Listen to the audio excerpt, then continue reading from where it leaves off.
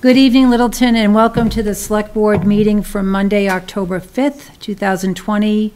We will begin tonight's meeting by starting off with the Pledge of Allegiance.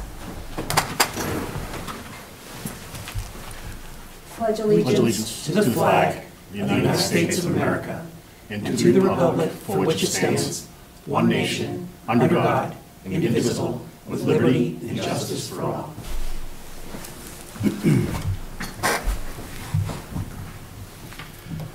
Tonight's meeting will begin with organization and a reading of the mail. That will be followed by department board updates and requests. We have the interim town administrator, director of finance and budget, town accountant appointment of Mr. Sean O'Brien, who's with us this evening, town treasurer, assistant finance director. We have a planning board extension of the Mapc contract for transfer development rights. We have the Littleton Oktoberfest, a discussion about the one-day liquor license.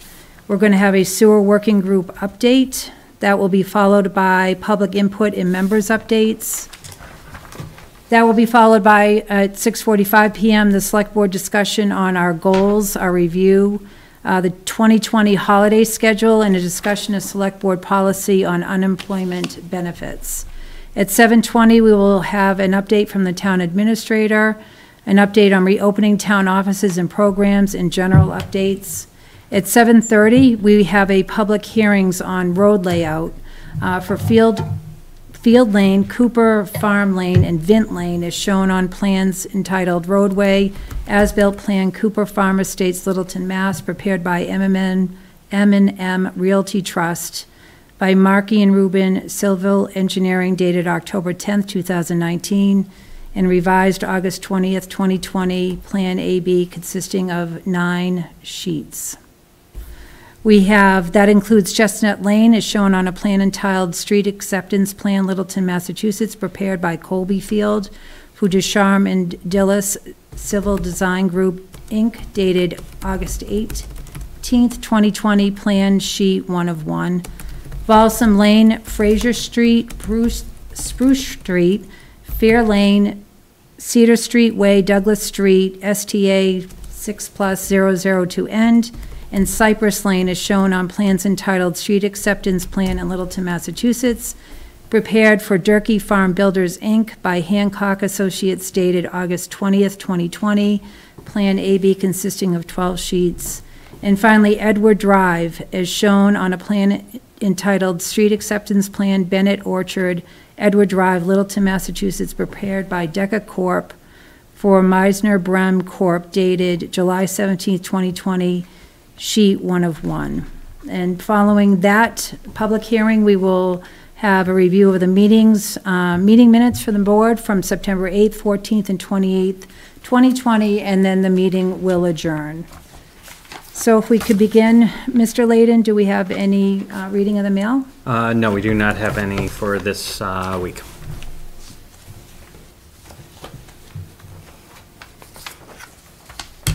Okay, perfect. Okay, so I'd like to welcome Mr. O'Brien here this evening. If you could maybe just introduce yourself and tell us a little bit about yourself, that would be wonderful. Sure. Good evening, everyone. My name is Sean O'Brien.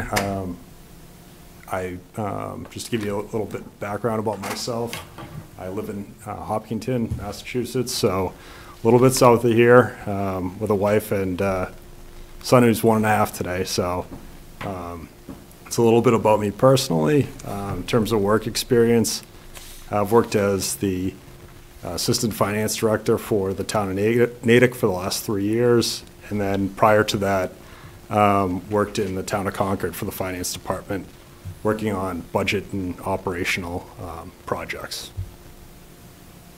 Great, thank you. Nice. Do we have any questions or comments from the board? I have a comment. It's relative to your work at the Collins Center and whether or not you maintained any relationships with folks at the Collins Center, that kind of thing. Yeah, so not in the past recent years, but in terms of looking up research papers that they've done and undertaken lately. It's very helpful, but I haven't kept in touch with anyone there for a while. All right, great. Looking for that resource, you know. Right, exactly. trying to get some help for you. Yeah. It's all about who you know.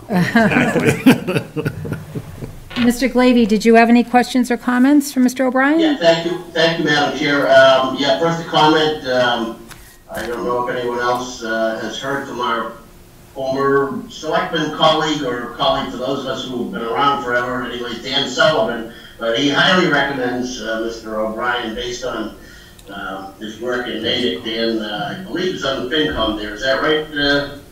That's true, yeah. Sean? Yeah. Okay, so, yeah, so he says that our gain will be their loss, and but that we should feel very confident about Sean. And just one question for you, Sean. I know it's probably something that was detailed in your interview process, and I can see some of your strengths on this subject in your resume and cover letter comments, but just because our treasurer position and the man who filled it for the past several years, Steve Venuti, have been so important to our bond rating and our long-term debt management and imprudent investment of funds. I was hoping you might speak a little bit to your experiences there, and also whether or not you've had an opportunity to talk to Steve at all about what his approach has been and what he sees in the future for us. Yeah, that's a good question. And I've talked to Steve a little bit and hopefully plan to work with him as part of the transition.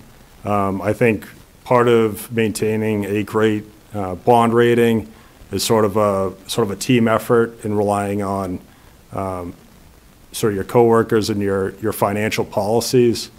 Some of the financial policies that we've put together in Natick and Concord in the past have kind of led to that resiliency in terms of balancing capital needs with ops, issuing debt appropriately and not overextending. I could go on, but that's sort of the high level in terms of my approach for that. So happy to build on that if you'd like as well. Okay. Well, I certainly look forward to meeting you in person, and welcome aboard. Likewise, thank you. Great, thank you. Mr. Nordhaus, did you have any questions or comments? We have a very strong finance department, and the FinCom is excellent as well. I think you have your work cut out for you just to keep up with them. Perfect, yeah. Welcome. Thank you. Appreciate Nice to have it. you. Very good. Mr. Knox? Well, I had the pleasure of meeting Sean before and going through the whole interview process. Obviously very impressed by his approach to everything, and his presentation I thought was phenomenal. It certainly made me feel very comfortable, and hopefully you'll be able to work with. Yeah, I'll try my best there. Wow, I bit my tongue. Tough crowd. Of course, that was a joke. Great, thank you. Well, thank you. Certainly happy to have you here, excited to have you here, Yeah. Sean. So welcome aboard. Definitely, thank When you. is that? The 19th, right? October 19th. Got a lot of dates going on. 2 days after town meeting, Paul, did you notice that? Yeah, right. Did I mention strategic planning? Touche. Would you like a motion, Madam Chair? Please. Sure. I'll move that the select board vote to appoint Mr. Sean O'Brien to the position of town treasurer / assistant finance director. Second. Motion's been made and seconded. Any further discussion?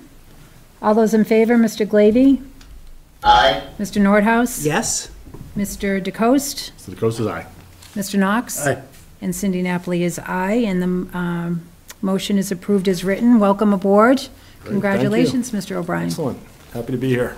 We look forward to like an official welcoming where we can actually I shake know, hands, I know. Good stuff. take pictures, kiss babies, you know, Right.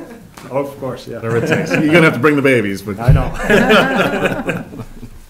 That's right, too. It used Great. to take pictures, the whole thing. yeah, know. yeah, it's like the sterile appointment. Yeah, so someday. Welcome aboard, Sean. Great, thank Thanks a lot. you. Appreciate it. See you around. All right. Reach out if you need any one of us. Thanks, guys. Yep. Thank you, Cheryl. Bye, Cheryl, thanks.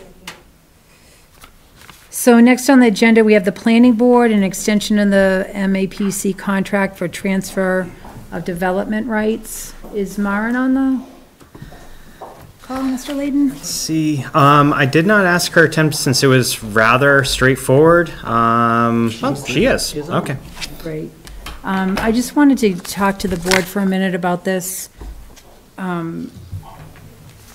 this contract in general. So this was originally, I believe, brought to the board. It was a joint meeting that we had, and Mr. Glavy and Mr. DeCoste were unable to attend. It was myself, Mr. Gerbig, and Mr. Knox at the time.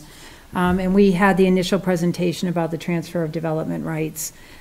We had asked at that meeting, actually, that we kind of step back for a minute and give the other board members a chance to be brought up to speed on the proposal that was before us. And I wasn't sure if the other board members had actually had that opportunity to do so. I'll fall on the sword, I have not. Okay, I watched the meeting, actually. Okay. Yeah, so I'm familiar with the process, Okay. familiar with the presentation. okay. All right, I just wanted to just double check on that, because I mean, admittedly, this is something that I've been, hearing about here and there, but haven't been really fully brought up to speed exactly where we're at, so I'm glad it's before us tonight. And so you said that Maren's on the call? Yes, Mr. she is. Layden? Okay, great.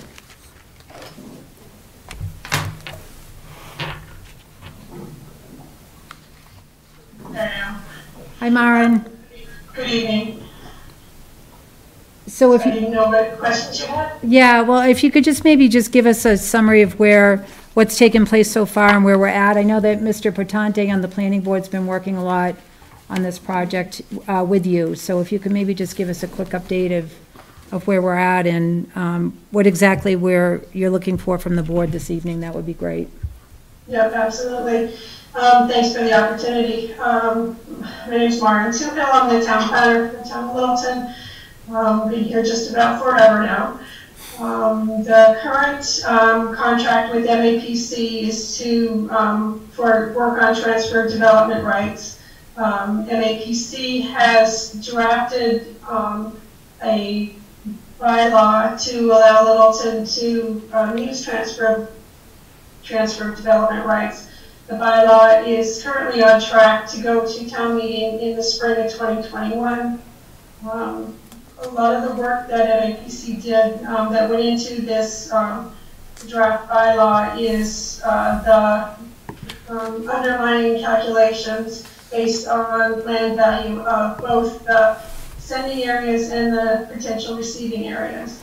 I was very impressed with the amount of detailed work that MAPC did based on information provided from the assessor's office. So it's not a generic bylaw, it's very Littleton specific.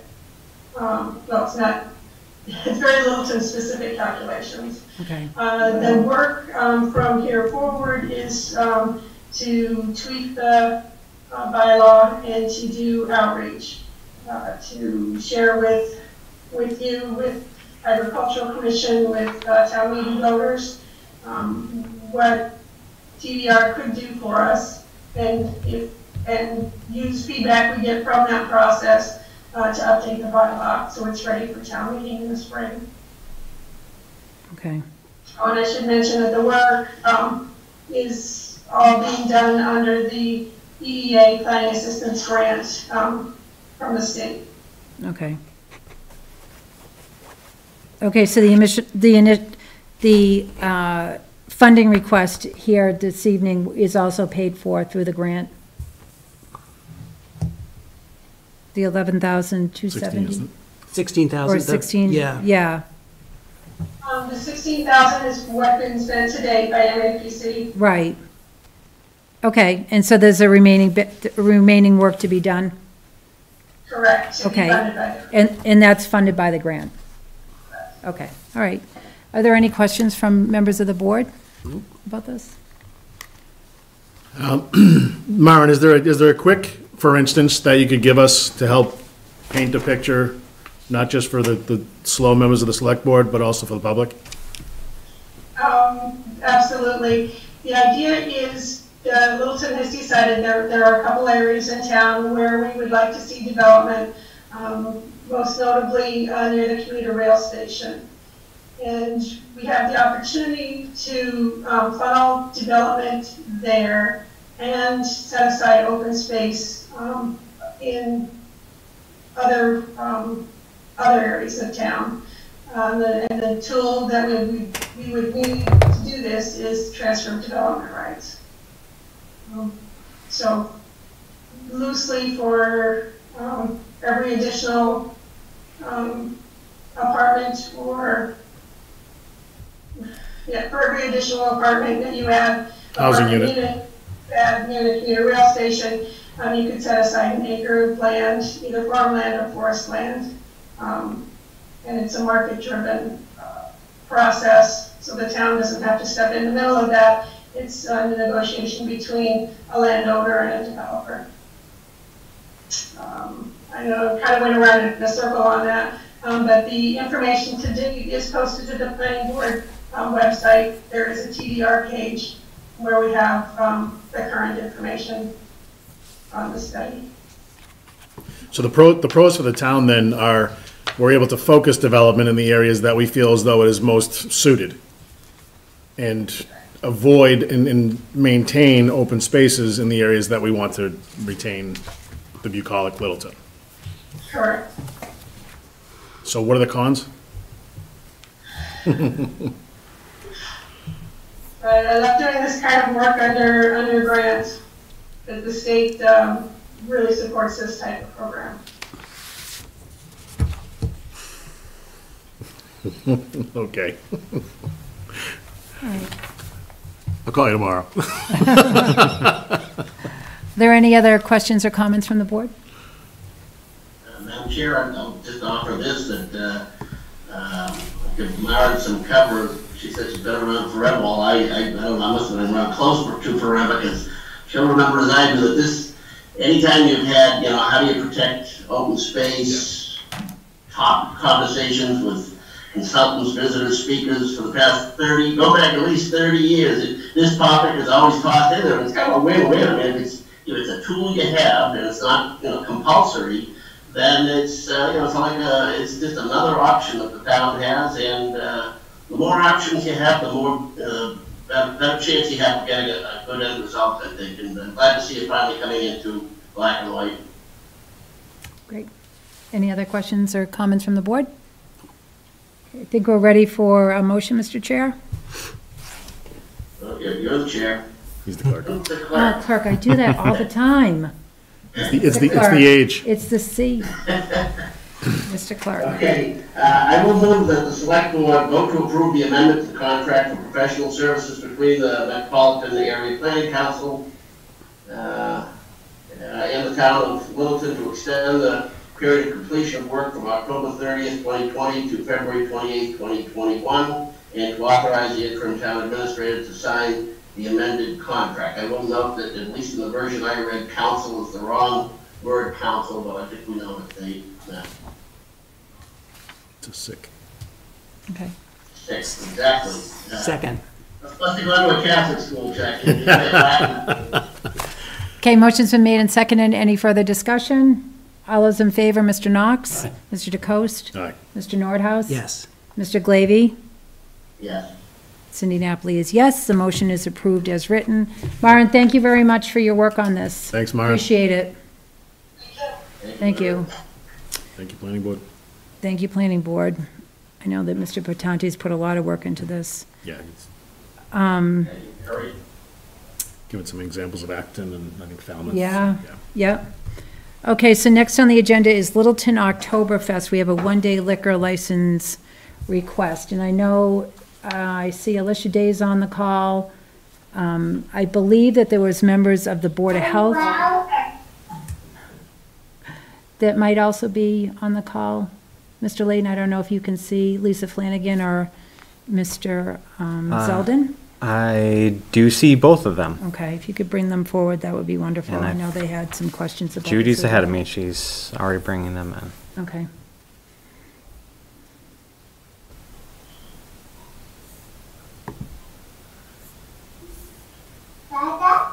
That's awesome.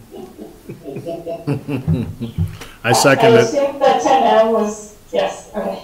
Oh my God. Does Jennifer need to be brought up at this point? No, Hi, Finley. we don't need Jennifer. Having dinner, sorry. Judy, who are you asking? Jennifer Allen's. Can you sit down for me? There's a woman named Jennifer with her hand raised against all she. Oh, okay. No, not at this time, thank you. So, hold on one Madam second. Chair, I don't know if you want to have them let in yet, but Greg and James are also present. Oh, okay, that's who it I was. just want to let you know they're there. Yeah, no, yeah, we can bring Ellers. Joe, last name Ellers. Ellers, that's, Yeah, yeah, who and, she was just and asking Jay's about office, that. and, Yeah, Okay. are they in? Yes. Okay, so I just wanted to maybe begin, Tim and Alicia, if you could just tell us a little bit more about this event. I know there was some discussion with members of the Board of Health who had some questions about this event. So if you could maybe just give us a little more background about what the event's all about, that would be helpful.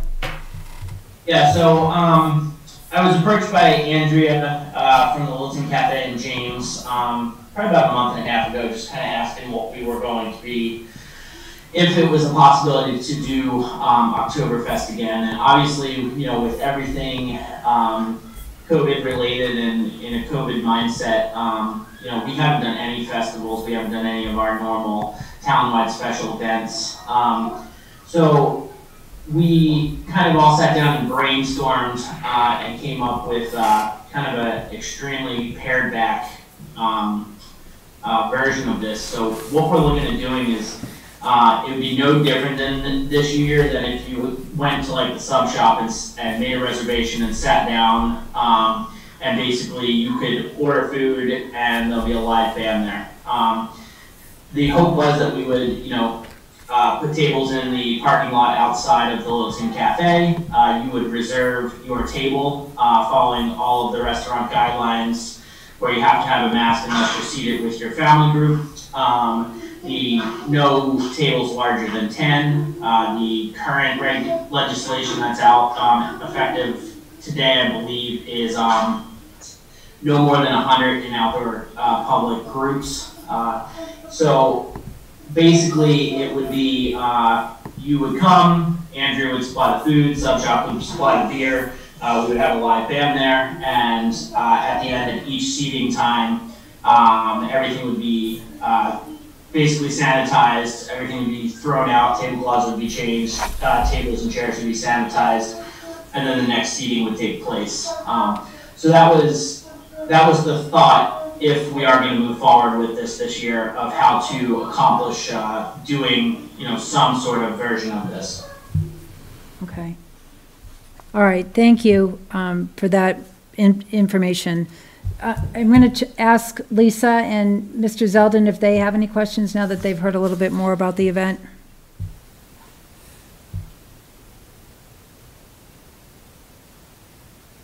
Can you guys hear me? I don't have my camera on. Yes. Okay.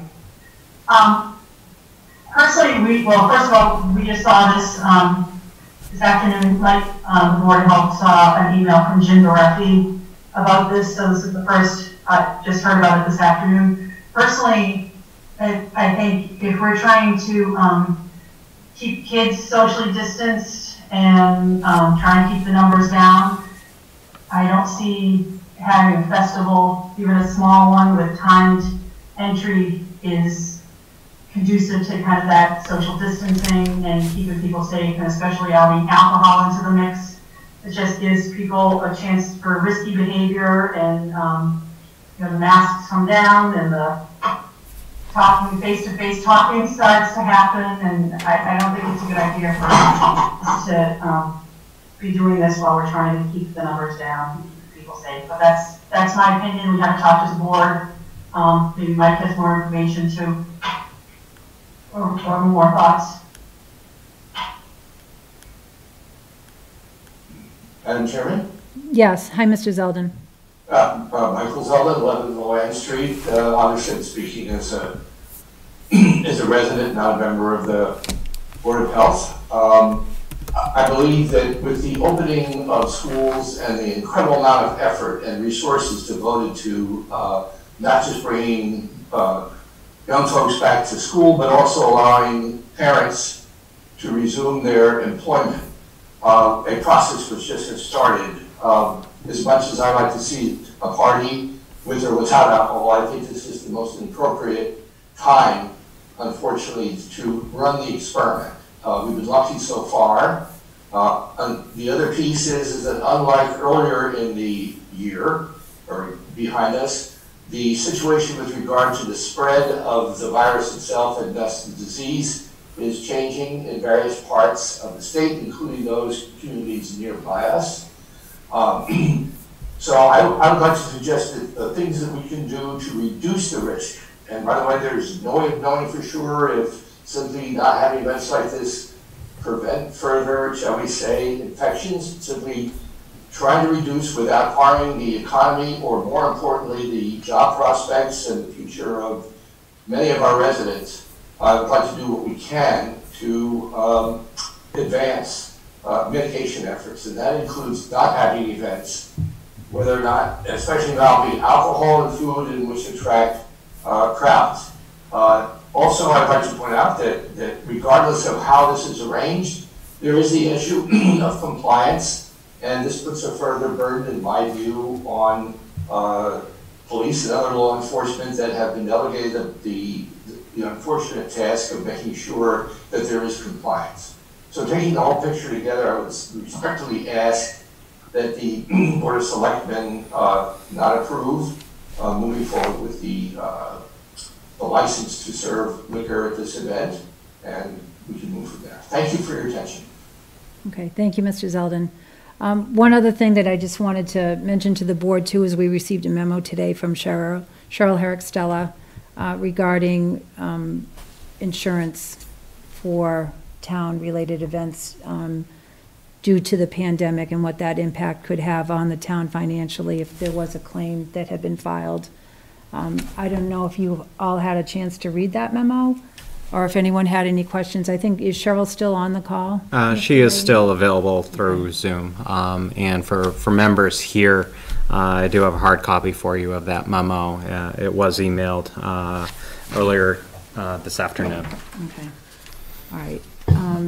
Can I ask, judging by what's in this letter, does this mean that if something were to happen at this event, since it's partly sponsored by the town, we would be liable if something were to happen? If the traceability pointed back to that event, I believe so, yes. Yeah. But Joe, either you or Cheryl would be able to answer that with more. Right. Cheryl, if you could address that, since you had spoken most recently to the Maya rep.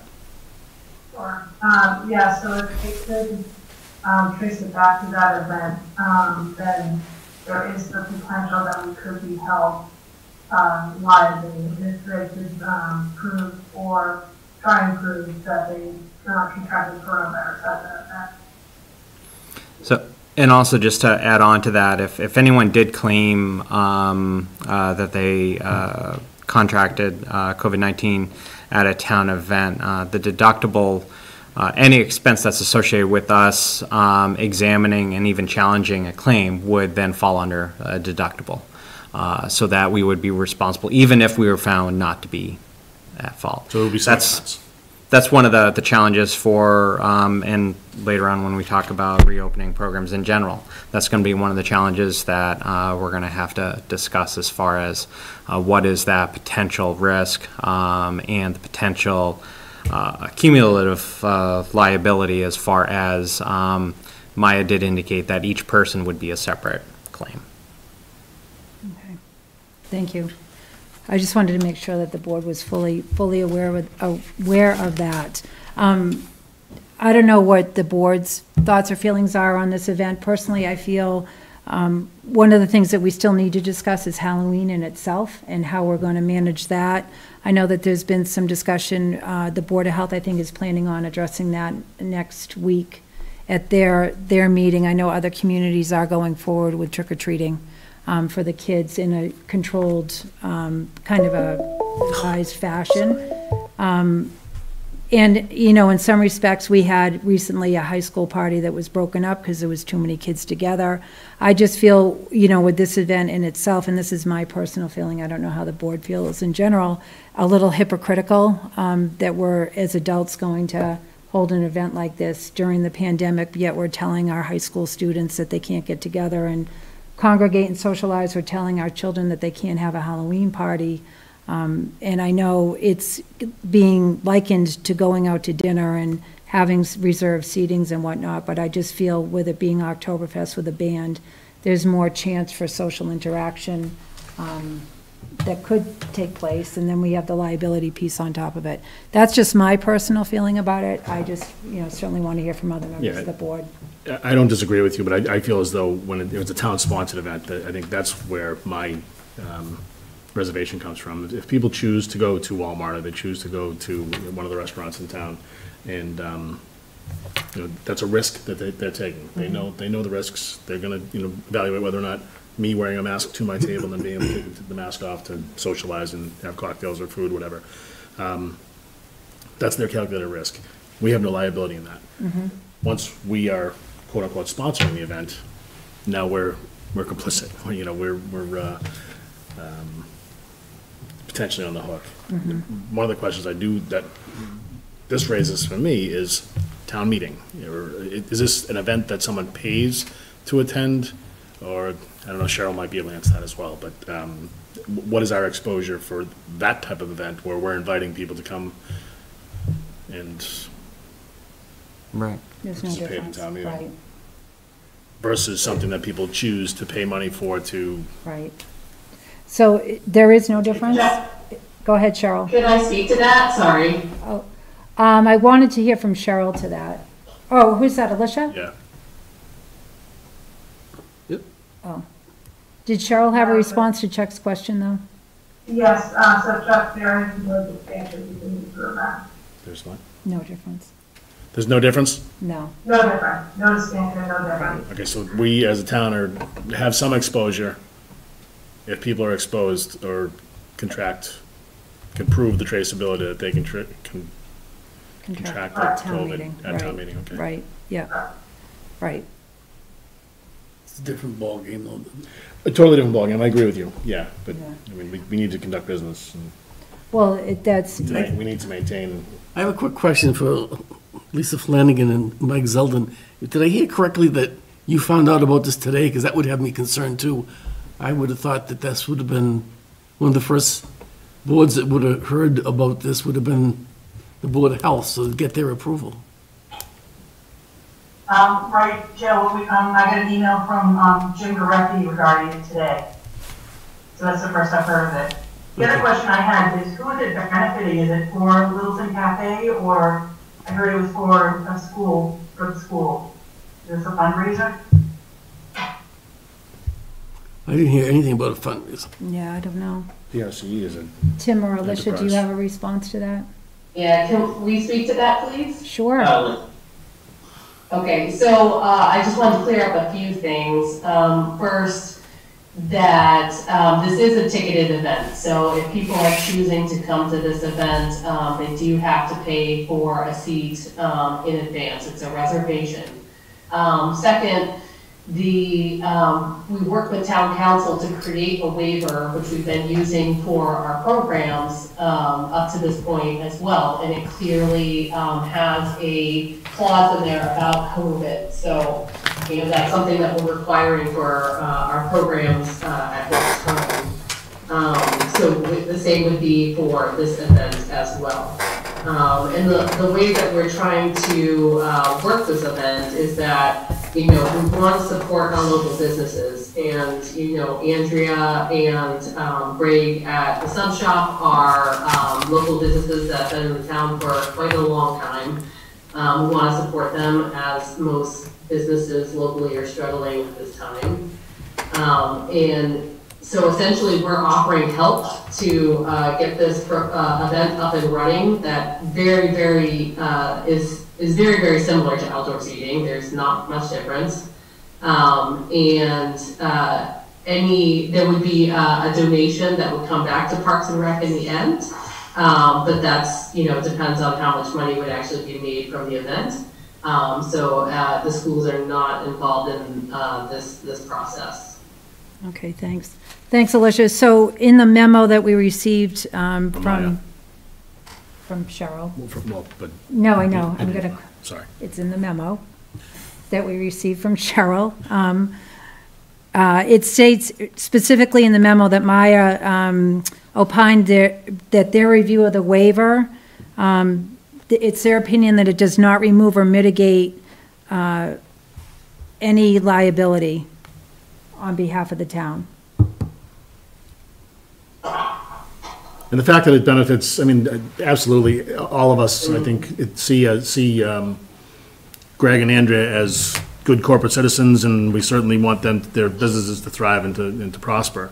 But there's liability for them with this. There's the risk of it, people not showing up, or I assume that their tips and ServSafe certificates would be the ones under which we would be judging the tips certification, which would be under the pub, and then the ServSafe would be something Mr. Gareffi would be looking at for them all. Either of them, I guess, could offer the ServSafe, but since it's being handled at Andrea's place of business, I would imagine it'll be her ServSafe certificate.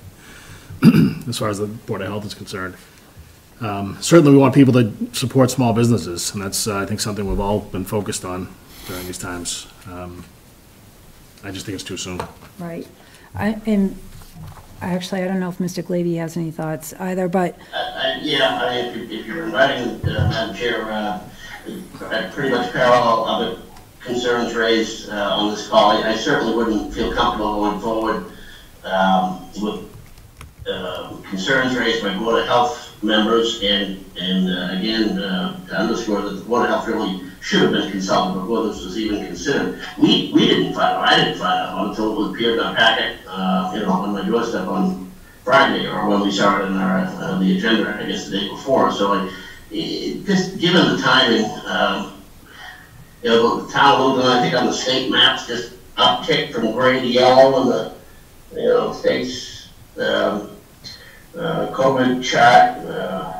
There's a lot of concerns here, and liability issue, that was a new one raised today.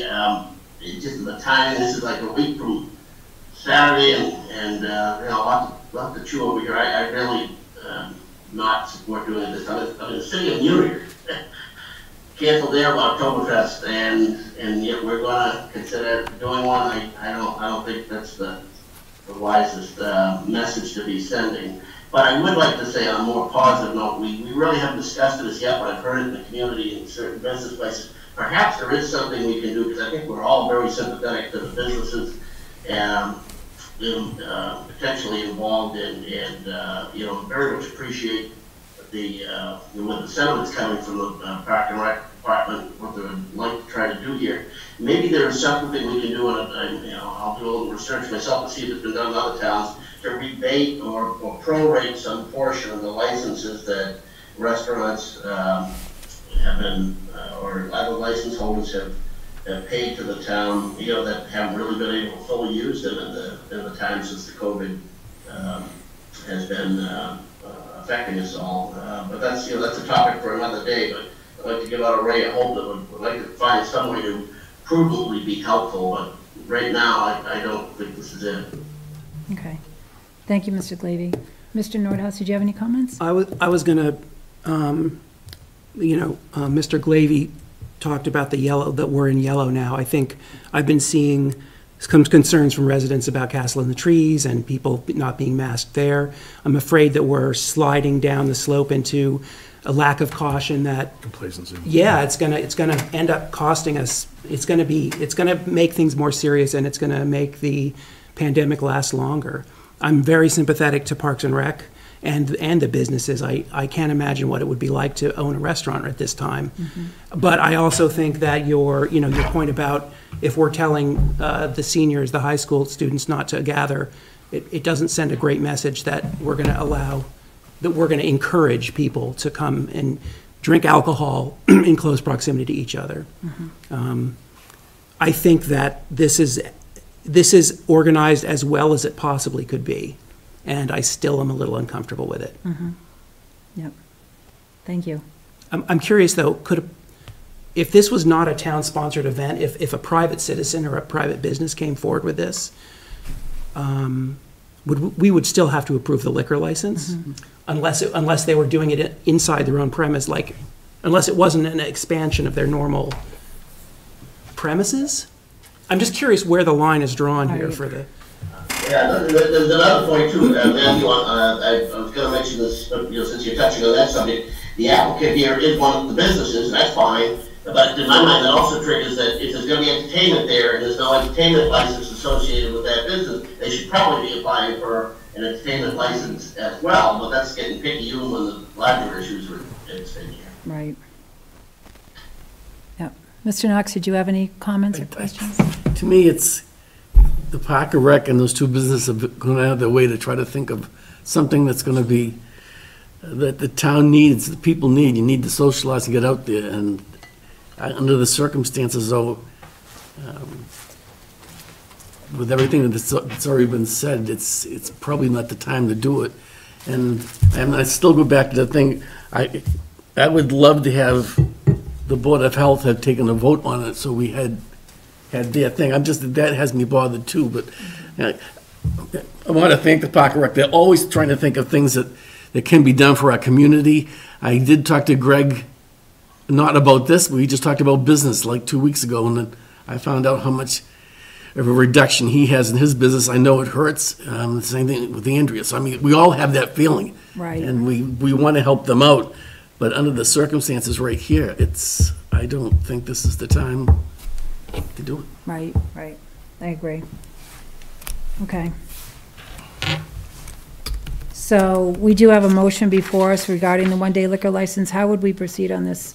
Just not act on it? We have a request. I was just going to ask that, Madam Chair. The motion, when we make a motion, is up to us. I don't know whether applicants might want to consider withdrawing it, but the board's under no obligation, unless I suppose council could probably give more guidance there as to whether we're obligated to even move on it or not. I wouldn't want to move at this time in any event, not in the affirmative, that's for sure. Right. I'd just not take action on it. Yeah. Maybe in 3 weeks or 2 weeks, something comes back and has changed. It doesn't look like it's going to happen, but at the same time, I just don't want to deny it straight out right now, then come to find out in November or some other time, someone's going to plan something that could work out, so. Okay. All right, so we're just going to take no action. That's probably the best course of action. Okay. Take it under advisement until, we have information that makes us feel comfortable doing otherwise. Okay. All right, great. Thank you. Guys. Thank you.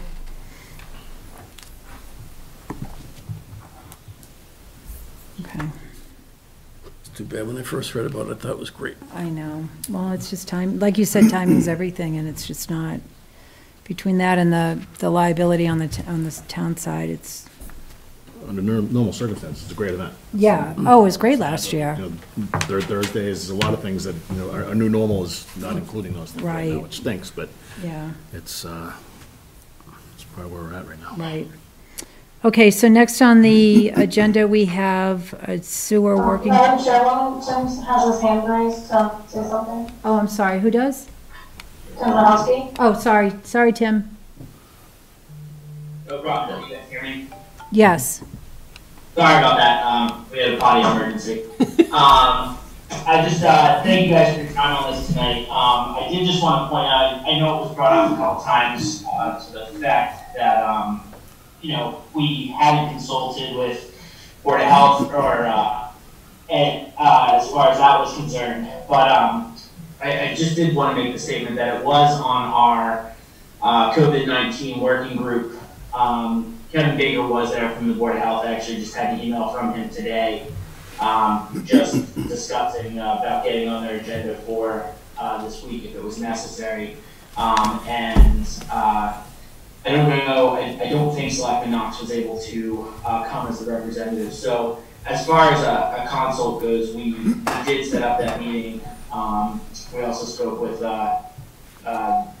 Layden in regards to this ahead of time, as well as both chiefs. So the only other thing I just wanted to kind of put out there is moving forward just so that we can kind of be on the same page is, that was kind of why that working group was set up, so that we could all talk about these things very openly prior to having to have these conversations,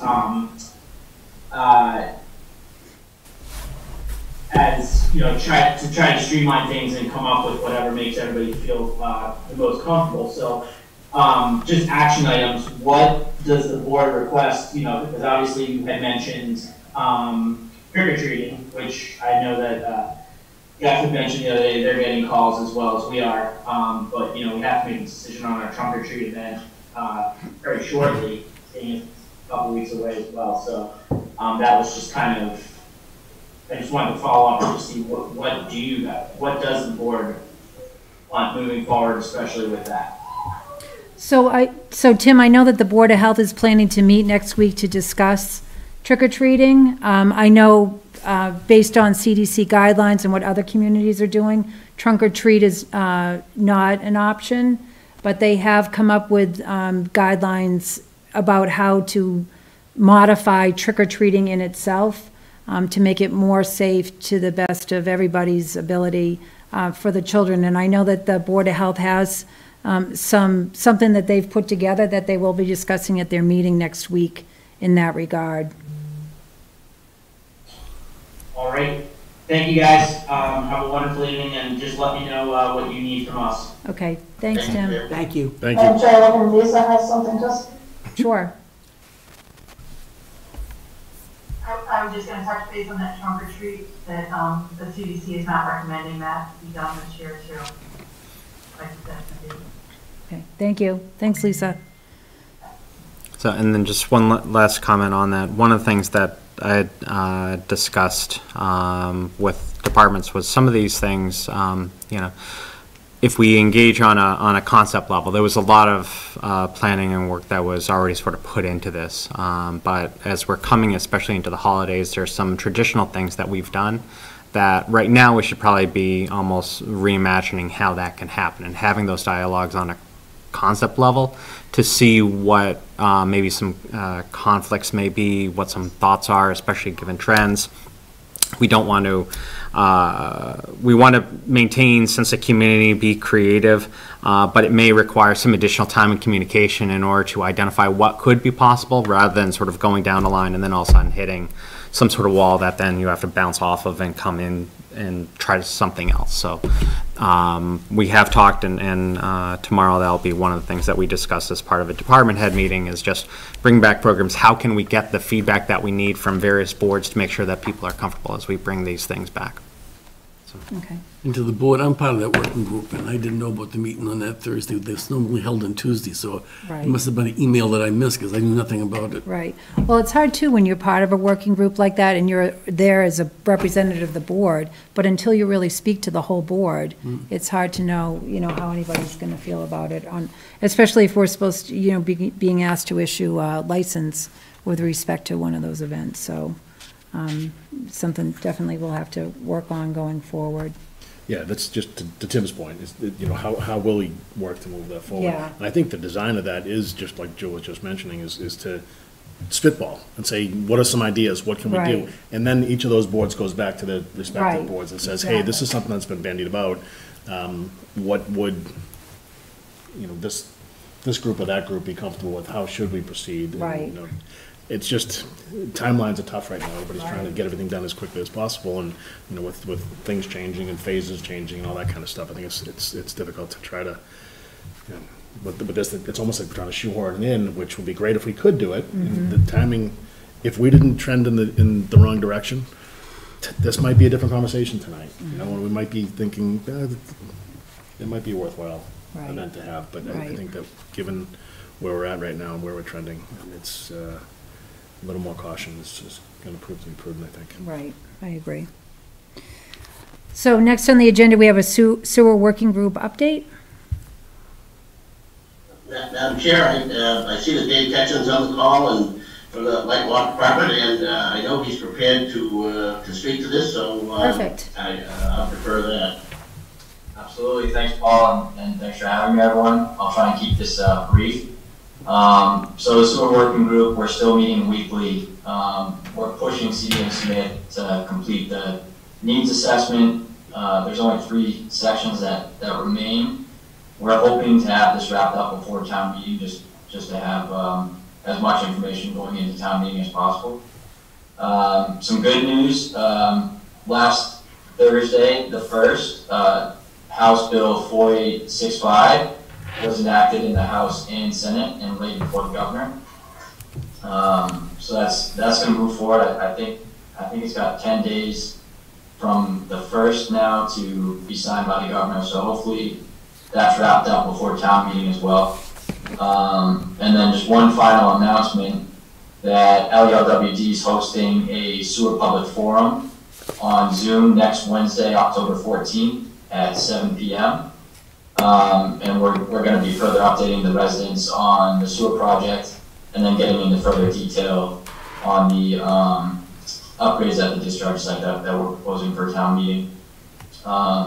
So residents can join that meeting via Zoom, and they can watch on LCTV as well. And they can just head to our website to register for that. And they also can submit questions to us at info@lelwd.com. So that's all I have. Great, perfect. Thanks, Dave. Thank you. No problem. Okay. All right, so now we're on to item number 3, public input member updates. Do we have anyone for public input, Mr. Layden? Currently, no one has a hand raised. Okay. All right, great. How about member updates? We'll start with you, Mr. Knox. I don't have anything right now. Mr. DeCoste? I'll just say, in light of, just to make people aware of town meeting coming up in the 17th of October. And it will be on Alumni Field, weather permitting. And in light of the information we just got this evening, just make sure that everybody is aware that everyone will need to be wearing a mask, and there will be social distancing, and just take every precaution possible. Mm-hmm. But please attend. Great. Nothing. Mr. Glavy? No, nothing, Lynn. Okay. So I just have a couple things. I just wanted to let the board know that the Master Plan Implementation Committee reorganized and held a meeting last week. They're going to go back. I'm now a member of that committee, and we're going to reorganize and reset goals, basically because there's already groups working on the Littleton Common and the train station area, so we're going to look for some low-hanging fruit or just some smaller initiatives that maybe that committee could undertake while those bigger projects are being focused on. The Sustainability Committee also reorganized, and they have some suggestions for the board. They're scheduled to come before us in the next couple meetings just to talk with the board about their ideas. The Cultural Council is also going to be coming before us. We're moving ahead with the Rocks, the Littleton Rocks Garden Project. I don't know if you remember the painted rocks on the trails. Mm-hmm. They decided to take those together and try to do something with them. So they're going to be coming before the board to ask permission to use a piece of town-owned property for that garden, and they're going to have a layout and a proposal to show us and share with us at that time. And I was going to mention what Dave just mentioned about the upcoming live email address and everything. Yeah, the live forum for the sewer project update. I think that's a great idea, especially leading into town meeting. I know residents have been looking for that. So those were the only updates that I had. Okay, so now we are on to select board discussion about goals. And I know that Mr. Layden provided us with some information. So at our last meeting, we had taken the goal chart that we had put together over the course of a couple meetings. We had come up with our top 5 goals we decided amongst us, which were Elder and Human Services, really focusing on our seniors and a senior center. We asked, basically, really, we wanted to identify and kind of label or market, envision what type of senior center we're looking for, or what do we actually want to call it. And I know that the Council on Aging Board actually was watching our meeting. And the chair reached out to me and said that they've already started sort of working on that initiative for us. They actually asked if a member of the board wanted to meet with them, participate in their meetings on a regular basis. I think they meet on Tuesdays, is that right, Joe? The Council on Aging Board? Yes. Yeah, so I didn't know if anybody had the time or ability to do so, or if we as a board felt it would be necessary to participate. I know historically, Joe, you've done that, Yeah, gone to their board meetings and. Honestly, until Kath gets sick, I was going to all of them, but. Yeah, right. I would actually like to do that. It's just, it's Boy Scout meeting night, so I'd have to check and see if I have enough time. They usually meet. There's during the usually day. 1:30. Oh, it's during the day. It's during the day, yeah. So I can probably do that then. It's And it's I would like be- 2:30 in the afternoon. Okay, I would be interested in, yeah. Okay, all right, great. Sorry, we are getting a correction via text. It is COA meets second Mondays of the month. Second Mondays, okay. All right, there you go. Well, I'll just not come to the select board meetings then. Yeah, they, Oh, it's at 2:30. I it's can at do both. 2:30, yeah. So you'll Nice try. have to double up. Trying to get like a meeting, So- that was quick. What does conflict with the Board of Selectmen meetings? Select board meetings. Ask, Ashley. I'll ask Yeah, Ashley to okay. include you, yes. Perfect, great, Matthew, thank you. Yeah. Um, Economic development was another goal that we had discussed and identified as our top 5. And I know that Mr. DeCoste had mentioned earlier utilizing the Collins Center, or we had asked our new appointee, Mr. O'Brien, about his experience with the Collins Center. So they do actually offer some assistance with economic development that we might want to look into in that regard. I just figured I'd mention that right now. The other thing that we talked about was organization review of policies and bylaws. Actually, can we go back to economic development real quick? Sure. One thing that and this conversation with Parks and Rec on the restaurants kind of brought it up in my mind. I noticed in Air, and also I went down to Boston in Davis Square, they have narrowed the streets and actually blocked off areas of the sidewalk so the restaurants can have tables outside. And I remember we were talking about the O'Neill Cinema expansion, and you mentioned Jersey barriers or some way of, I wonder, is there, can the town somehow help or encourage that sort of, it would help the restaurants or anyone who can be outside to do more business. Right. So when we received that notification from the state, we actually got a letter from the state, and we asked our executive assistant, Diane Dickerson, to distribute that to all the restaurant owners in the community, just let them know we'd be willing to work with them in the event that that was an idea that they wanted to pursue, that we would certainly be willing to sit down and talk to them and work with them. And I don't know, El Forno is outside in some respects, but I don't know that no one really came back to us and responded to that. Well, and the O'Neill did, but Yeah. much later. Yeah, so, Okay. yeah. So we did put that out there, because it certainly would be helpful to them. Yeah, and when it comes to Air and Davis Square Somerville, it's just that it's so conducive because those, they're right on the sidewalk. No, and I they totally have understand. Parallel parking, Yeah. and they have those, what they call think spaces, or they Yeah. have a couple of cute names, some in Brookline and stuff, but, I was just thinking, Yeah. we should help, like, if we can. Rockport You has know, it. if the highway department, can help by bringing things in or moving things. I mean, I know that's all. Right, yeah, no, absolutely. But if it's known that that's a possibility, that's good. Yeah. Okay.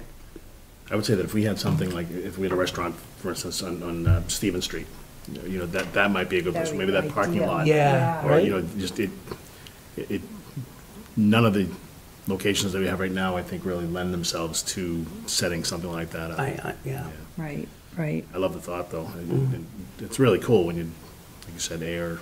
Maybe the Yankee Clipper can just move their chairs outside. That's There you go. possible. The other thing that we talked about was organization review of policies and bylaws. That's something that we've talked about a couple times. We've been working on, actually, we made some headway on that last year, but that's certainly something that we need to revisit. One of the things, too, that I wanted to mention while we're talking about goals is setting expectations for the incoming town administrator. That's something that we as a board have discussed here and there, but I think now is really a good time to revisit that. I believe, and I don't know if I asked Mr. Layton to share this with you, but we have the appointing authorities chart. It's really just, it's not the organizational chart, but it's just sort of. Who appoints whom? Yeah, it's on the town website, but really having the board come together and take another look at that.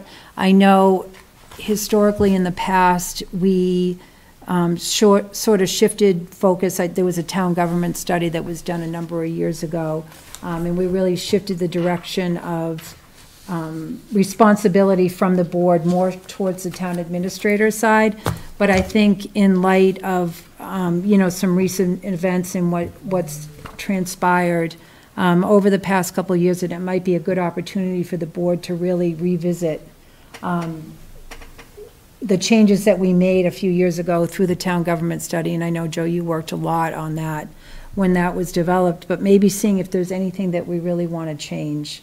And taking a closer look at that. I think that now is really the time to do that. We're lucky, we're fortunate now we have a new HR director on board. Another thing that I wanted to, talk to the board about was really actually utilizing the Collins Center now to review our human resources department and our personnel policies and bylaws. I think that would be probably a priority in my mind for us to do at this time. Just in light of we're at a transitional stage and recent events. I think it's been a while since we've had a set of eyes on those policies, other than updating, fee structures. But now it would be a really good time to utilize a group like the Collins Center, a resource like that. Absolutely. To help us with that. And then we still have to go back and revisit our policies and bylaws. We did make some leeway, but like I said, we definitely need to take another look at those again, so we can, sort of regroup. Now that we have our top 5 and kind of define what exactly that looks like, I think that would be helpful. And then finally, I think the other thing, there's actually 2 more things. Conservation and agriculture, we put as our top 5, and finally it was infrastructure needs, which really we all talked about the sewer project. And one other thing I did want to mention or discuss with the board that I was trying to recall earlier is we have the Littleton Common Committee, and we have the Littleton Common Sewer, I think the Revitalization Committee, that I think has met once, it met pre-COVID, and just hasn't really been able to get together and reorganize. And I talked about this at the Master Plan Implementation Committee, is we have the Littleton Common Revitalization Roadmap. That's a really great report, but nothing's being done with it. And I hate to see us spend money and time on putting together these reports and nothing comes about them. So really talking with the board about what do we want to do with both of these committees. We've got 2 committees focused on the common. One was really structured or created to focus more on the sewer aspect of the common, the sewer project piece of it. And then the other committee is really it's the Littleton Common Committee. It definitely needs to have its mission statement updated. I think it's from like 2004. And I know we recently appointed some people to that committee. We need to kind of circle back with them. Did we reappoint, or did we just abolish the committee? No, we didn't abolish it. I checked with Diane Crory and Diane Dickerson. Yeah. That was the beautification, I think we got rid of.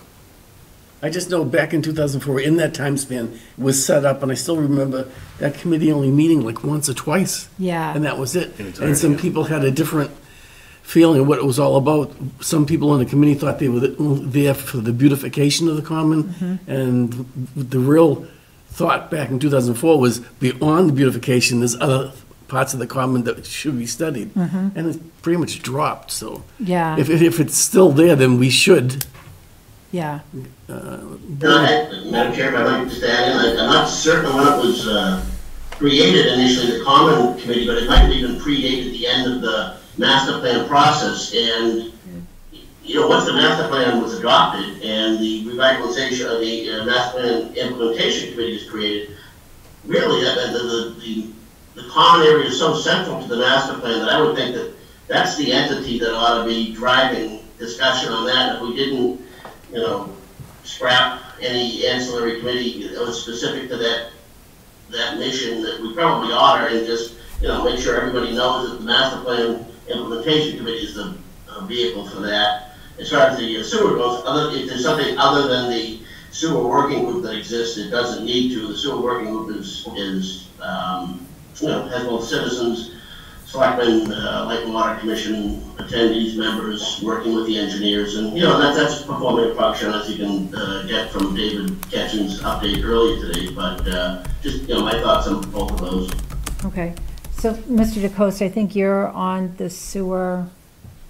I'm on the revitalization. Sewer, yeah. EDC and the revitalization. Yeah. What do you think about Mr. Glaby's suggestion, just that we don't really need the revitalization? I don't think that needs to be redundant. Pardon? Which one do you want? I didn't mean to be taking a shot at anybody. No, none taken. It's the common revitalization. The word sewer's not in it, though. Okay, I could be totally mistaken. Yeah. Okay. All right, so I did. No, it's myself, Anna. It's like a member of FinCom, like we brought together all these different committee members, but so basically we're duplicating efforts. I'm just trying to figure out how we can kind of figure out what to do with all these. I mean, the committee, the the Common Revitalization Committee is basically made up of people who are already on other boards and committees, correct? Yes. The Littleton Common Committee, on the other hand, is made up of volunteers, residents, who just came forward. Which is the one I think that Joe was talking about that was set up in 2004 that I think Katie Cruz was on at one point in time. Yep. And it was just went away. So my thought process is that we have the Littleton Common Revitalization plan, right? We have a roadmap that we're not following.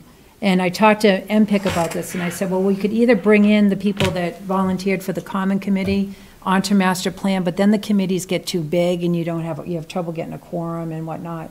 But what if we just utilize the Littleton Common Committee to maybe implement some of the action items in the roadmap, the Littleton Common Revitalization Roadmap, which I think is included in your packet.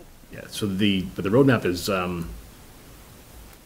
don't want to say part and parcel to the master plan. I mean, it's all fostered from the master plan. Right. So I think that regardless of what committee we're talking about, it should all be driven back, just like we spoke about with our goals. Our goals should root back to whatever the town's goals are, which are set by us. So I think that if we've spent the time, effort, money, energy to create a master plan and a roadmap, then everything should be driving back to those goals. That, like you said, you're looking for some low-hanging fruit. There's a couple of big projects that we definitely have our sights on. Right. Nothing's going to happen overnight, whether it be at the train station or the Common. Right. They're 3, 5, 10-year plans, and the guiding principles should be the master plan, and subsequent to that, the revitalization of the Common, the roadmap. Right.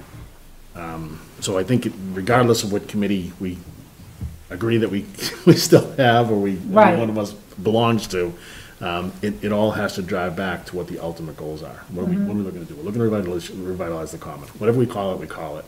Whether it's driven by MPIC or EDC or the sewer committee, the sewer working group. Right. That doesn't really matter as long as we are moving forward and we're trying to get some stuff done. Right. Essentially. Can I jump in? I just had a thought, and my age, if I don't say it now, I'll probably forget it quick. Okay. When up until June, I was one of 2 members from our board appointed to the sewer working group. The other one being Chase, and we never filled Chase's spot. But to create the kind of synergies that Chuck's talking about, that we're all talking about, but Chuck most recently spoke to. I wonder if maybe, a way to kind of combine some of that, since Chuck already wears the EDC hat, I'd be happy to, have another colleague again on the sewer working group on behalf of our board, and that kind of loops in the whole economic piece with the sewer piece. Did you just volunteer me? Yes. Okay. Not so. Yeah. So Yeah. I'm coming back to sewer again? Is that what you're telling me? Yeah, well, sure. Yep. Well, I got the contract right here. Press down hard, you make it 3 copies? Right. So, That's a suggestion anyway. right, so in the action matrix, there's responsible entities, and it's basically DPW, selectmen, planning board, all these different stakeholders in certain initiatives that they should be undertaking. So I guess my question is do you want to utilize the common committee to help work with, I guess, master plan and kind of get some life into this action matrix that really nothing's being done with right now? Right. Does that make sense to the board? Since we appoint the committees, I'm just running it by you to see what your thought process is. I'm not opposed to that model if it actually happens. I mean, that's fine. Any of it's fine, but like you say, we don't want to have duplication, and we don't want to have things slip through the cracks, so. Right, Whatever okay. makes that happen. Okay. All right. So so I have some questions. Sure. But I don't want to stop this if we're not sure what we're doing with the committees. I don't want to start a new topic. Are we done? Are we? Yeah, so back to, Littleton Common Committee, we can utilize. The other committee, should we dissolve that other committee? That's made up of other members? Let me talk to Anna, because I think she had taken a lead on that. So Right. let me, can I do that? Can I reach out to Anna and try to, Right. Because Anna's Focus. on master plan with me, so it's kind of like we're certainly all duplicating efforts, just trying to sort it out, so. One thing that was under the policy bylaw review was, as I recall, accountability for boards. And this conversation has me thinking maybe it would be a good idea to bring the committees and the boards in and have one present or talk to us each week. And you just mentioned several of them that were coming before us in the near future. Right. And I know some of them, like, FinCom we see often, and the Board of Health, the PRCE we see often, but there's some that I've never talked to in this room. And it might be very useful, especially given the confusion we just had over what the boards are doing and when they've met, to talk to the members here. Right, And I think we could schedule one every week for, 15 minutes. right. And then when we get done, we can start over again. Right, right. I think we had talked about doing that, and we had actually kind of tried to organize all the boards and committees by sending them a letter saying, what are you working on? Please provide the board with an update, a written update. Didn't work out well. But certainly inviting them back in. I would rather invite, and we talked about this, I think, before, in groups, instead of having one after another come in every week. I think it just gets, it would just be too continuous, and I don't want to say monotonous, but maybe, and they need time to work on things, so it's really, how often do we need to hear back from them? I mean, if we hear from them, if we get them on a cycle, we're hearing from them, every 5 weeks, it's not going to matter, because they're not really going to have updates for us. No, but there's so many. I mean, it would be once or twice a year, maybe. But, which is going to be more than we're doing now, frankly. Right, yeah, that's my thought. What if we threw out there to them, hey, listen, we want to get you in front of us. We want to get updates. We want to help you help the town. right, Are there any other boards or committees that you think would be helpful for you to be in the same room with? So if Economic Development Committee and the Common Revitalization and the Sewer Working Group, if that's an opportunity for us to get all those groups in a room with this, so if EDC is saying, this is something we're working on, this is our mission statement, these are our 3 goals for this year, and the Common Revitalization Group says, well, that kind of crosses what we were thinking of doing. So I don't know, just throwing it out there just so that we have some synergies. We're, instead of us waiting meeting to meeting, if we get everybody in the same room, that's not easy to do Right. these days, but. right. And ask them. I guess kind of rose-colored glasses here, because a lot of the folks that are gracious enough to volunteer their time may not know what another committee or group does. So we might be asking them a question that they may not be able to answer, but So that- they may have some Right. thoughts on what group they might want to. Well, we'd already agreed, as Chair Napoli said, they've been great to recommend, and I think the suggestion of bringing related happen. committees at the same time, let's just do it, town meeting's gonna be over a week from Saturday, and the Right. the warrant stuff doesn't really hit us hard until later on in the year or beginning of the year, next year, but it's a great time, let's get them in here, so Right. get into the Zoom, conversation anyway. Right. Yep, so as it stands, we have sustainability and we have the cultural council that are going to come before us. Okay. But yeah, we can definitely organize that. In some fashion, even, I mean, like a Super Saturday type thing would be great, but I know that would be, it's a lot for people that are already volunteering and spending their time. So we can definitely do that after town meeting. We'll bring them in groups.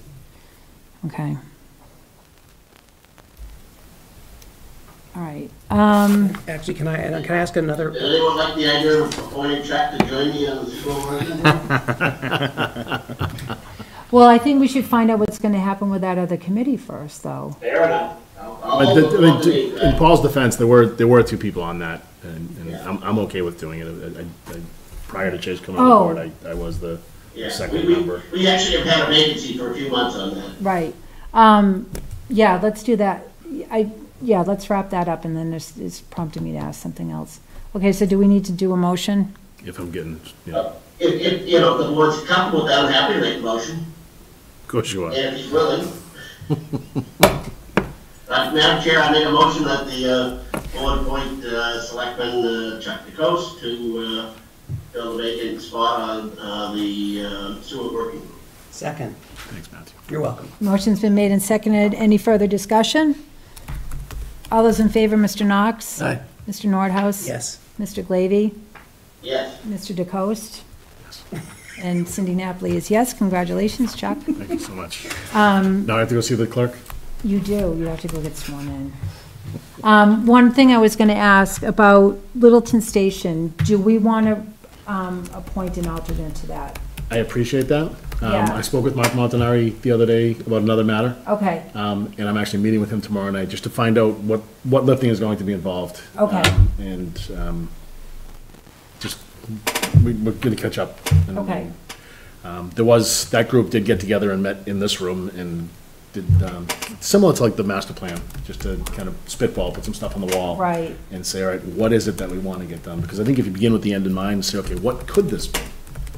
And so I was unable to be part of that meeting. Okay. But so he's going to catch me up on what happened at that meeting, and then I can better answer that after that. Okay. I'm perfectly okay if someone, whether it's an alternate or, it is something that is dear to me. I do want to try to have an Right. impact Oh, yeah. on it.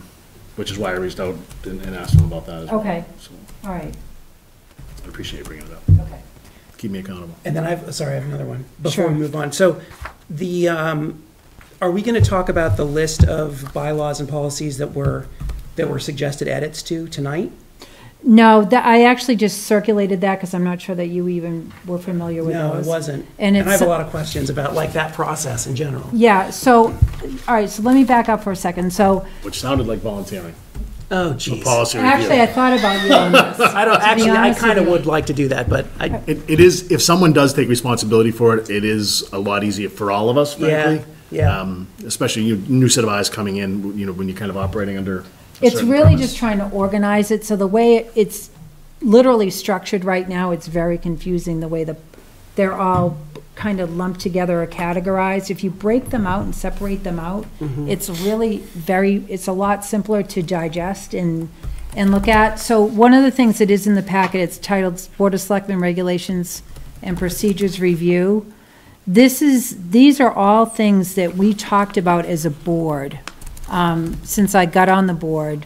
I started taking notes when things would come up during meetings that we were like, oh, we should revisit that, or, oh, that's not really working, or we need to take another look at that. And so this is what this chart is comprised of.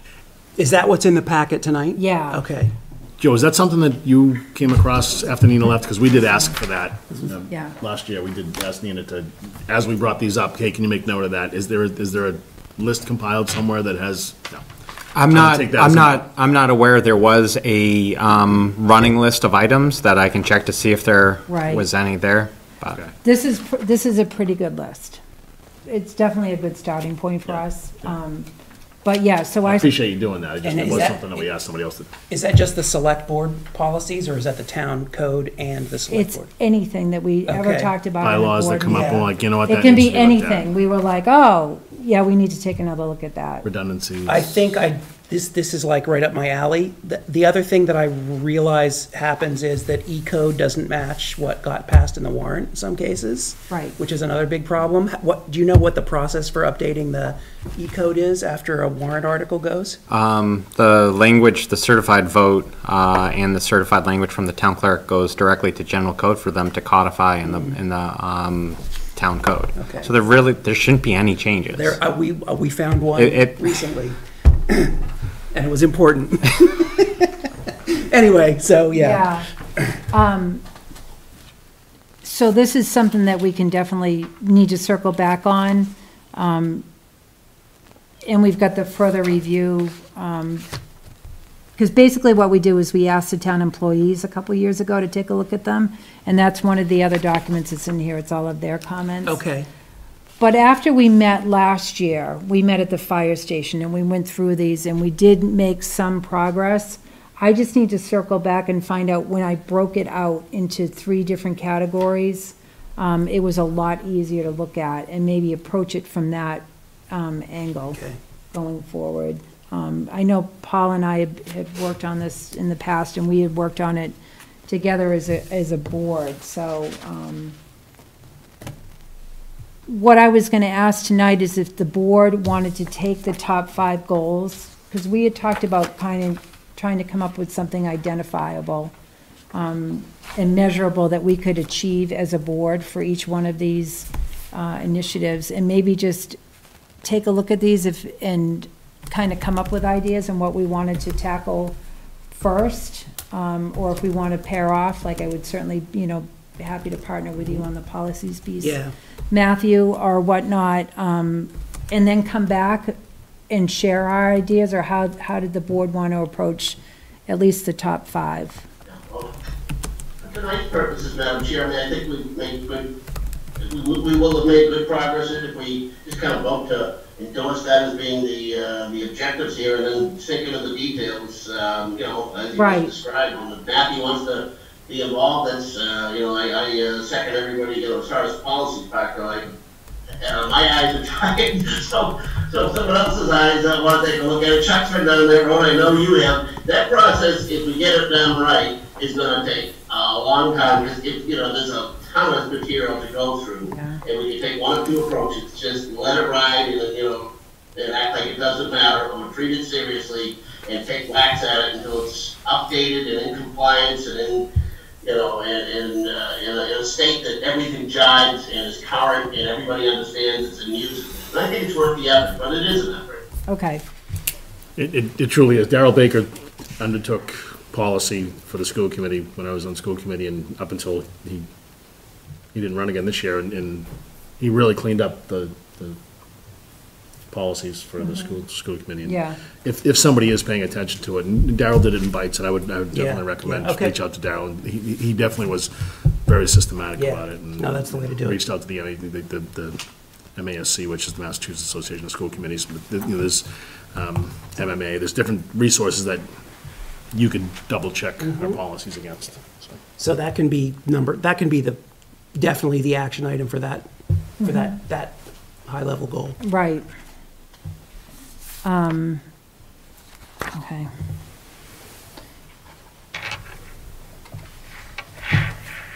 Okay, Water and Human Services, EDC. So if everyone wants to just take a look at these and then come back with an idea, is that what we're talking about doing right now? something that's measurable, something that we can actually go after Yeah. within these 5 goals. Yeah. Something like we can take a bite out of and work towards. Right, right. Like policies, I think that's pretty much straightforward. Yeah, Matt's been done with that by end of November. Yeah, exactly, right? But the other ones, you know, sewer is another one. That's just an ongoing project. Elder and Human Services, we've got the senior center project going on right now. And the senior COA board is working on the naming and branding and how to, you know, create a center that's welcoming, that we feel is going to really fit with the community.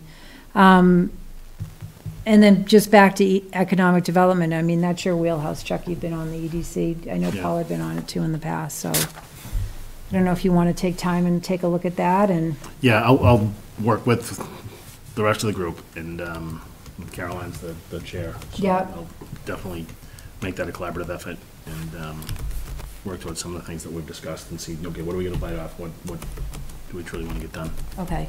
What about town administrator expectations? I know that Mr. Glavy was very interested in that. How do we want to tackle that? Yeah, I would say the organization, that certainly falls under that, right? Right, Yeah, so right, I yeah. think it's important that we, Do we make want to sure do we want to schedule that in an open meeting and sit down and really talk about it openly, how we feel and I think so. okay. So, And the timing is right, Madam Chair. I mean, we'll be hiring at some point in the not too distant future, and it's best to have that topic addressed before we get there. Right. Yeah, I totally agree with you. And what about utilizing the Collins Center on Public Management for human resources, to take a look at our human resources department That's a great idea. and our policies? If we could get going on that now, I'd rather see if there's some funding mechanism for that. I think it would be time. Yeah, perhaps even, I couldn't agree with the new folks starting up there. It's perfectly appropriate in terms of timing. In terms of the money, I would say it's if we don't have a ready source, that's a perfectly legitimate candidate for a reserve fund transfer.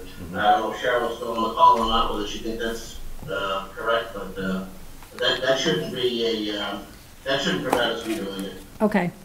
All right, great. Yeah, it's like employee development and training. Right. It's an investment we need to make in order to make sure. I mean, we've got some new senior level folks coming on board, and there's financial management the Collins Center offers, there's comp and class, there's a lot of different areas that we can utilize them. That's what I Right. was asking our friend tonight, if he had any contacts. Yeah, right. All right, great. Is there any other discussion on goals for the board? I appreciate all the effort everybody's put into it. Yeah. Yeah. The Madam Chair, there was in the packet a kind of a blanket motion here, but I'm not sure if we need to take it or not. We just kind of did everything by consensus there. It doesn't really Okay. add a whole lot, but that's your call. If you want to see it, it's just a motion to adopt the fiscal year 2021 goals as presented. I don't know, I thought we'd already done that, but if we hadn't, I can make that as a motion. Why don't we do that? Because I think historically we've voted them. Yep. Okay, then again, I will, I'll, as it's written here, I'll move that the select board vote to adopt the fiscal year 2021 goals as presented and discussed. Second. Motion's been made and seconded. All those in favor, Mr. Knox? Aye. Mr. DeCoste? Aye. Mr. Nordhaus? Yes? Mr. Glavy? Yes. And Cindy Napoli is yes. Excellent. So next on the agenda is the 2020 holiday schedule. Is this the same as the discussion on the policy on unemployment benefits? No, it was different. It was a question as far as granting a day after a holiday. Right, I that's, just had it broadly drafted. okay, so that's on the holiday schedule? Yes. All right, I'm just getting confused. So I wanted to ask the board for your thoughts on something. As you may recall, during the pandemic, Mr. Knox and I had held a Zoom meeting with the town employees setting forth some extra benefits that we had offered them or approved as a board. Due to the pandemic, I think one of them was carrying over vacation time and things like that. It came to my attention later, after we had done that, unfortunately, that some of the things that we had presented that we thought were really going to benefit all employees did not benefit all employees. especially the part-time employees. So I felt bad about that. I know the pandemic's been really hard on everybody, across the board, and I know that we as a board were very generous, and we did do a lot to accommodate our employees during that time. But I wanted to really acknowledge a lot of hard work and dedication from our town employees recently, especially during these difficult times, balancing family, balancing work, and just life in general, and see what the board felt about giving the employees the day after Thanksgiving off this year. Just across the board. Everybody. Obviously, with the exception of any police, fire. And so what we could do is if in the event someone is scheduled to work that day, or it's not going to work with them, maybe offering them a floating day that they could just take off that fit with their schedule prior to the end of the year.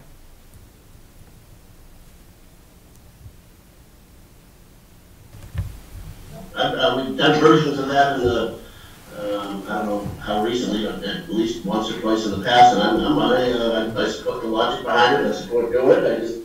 I just want to make sure we phrase it right, or do it in such a way that we don't create any headaches for ourselves. Once upon a time that did come up, and it was on that very issue about people whose regular day wasn't on the holiday, and right. What if you work another day, blah, blah, blah. So, right. That's why I felt, right. It would depend on obviously the department manager, or something's going on in that department. But in the event that it doesn't work with that person's schedule for whatever reason, or that employee, then just offer them to just take it another day. Yeah, give them a floating. Just give them a floating day prior to, it just needs to be used prior to the end of the year, and it needs to be used, if it is going to be a floating day, subject to management approval.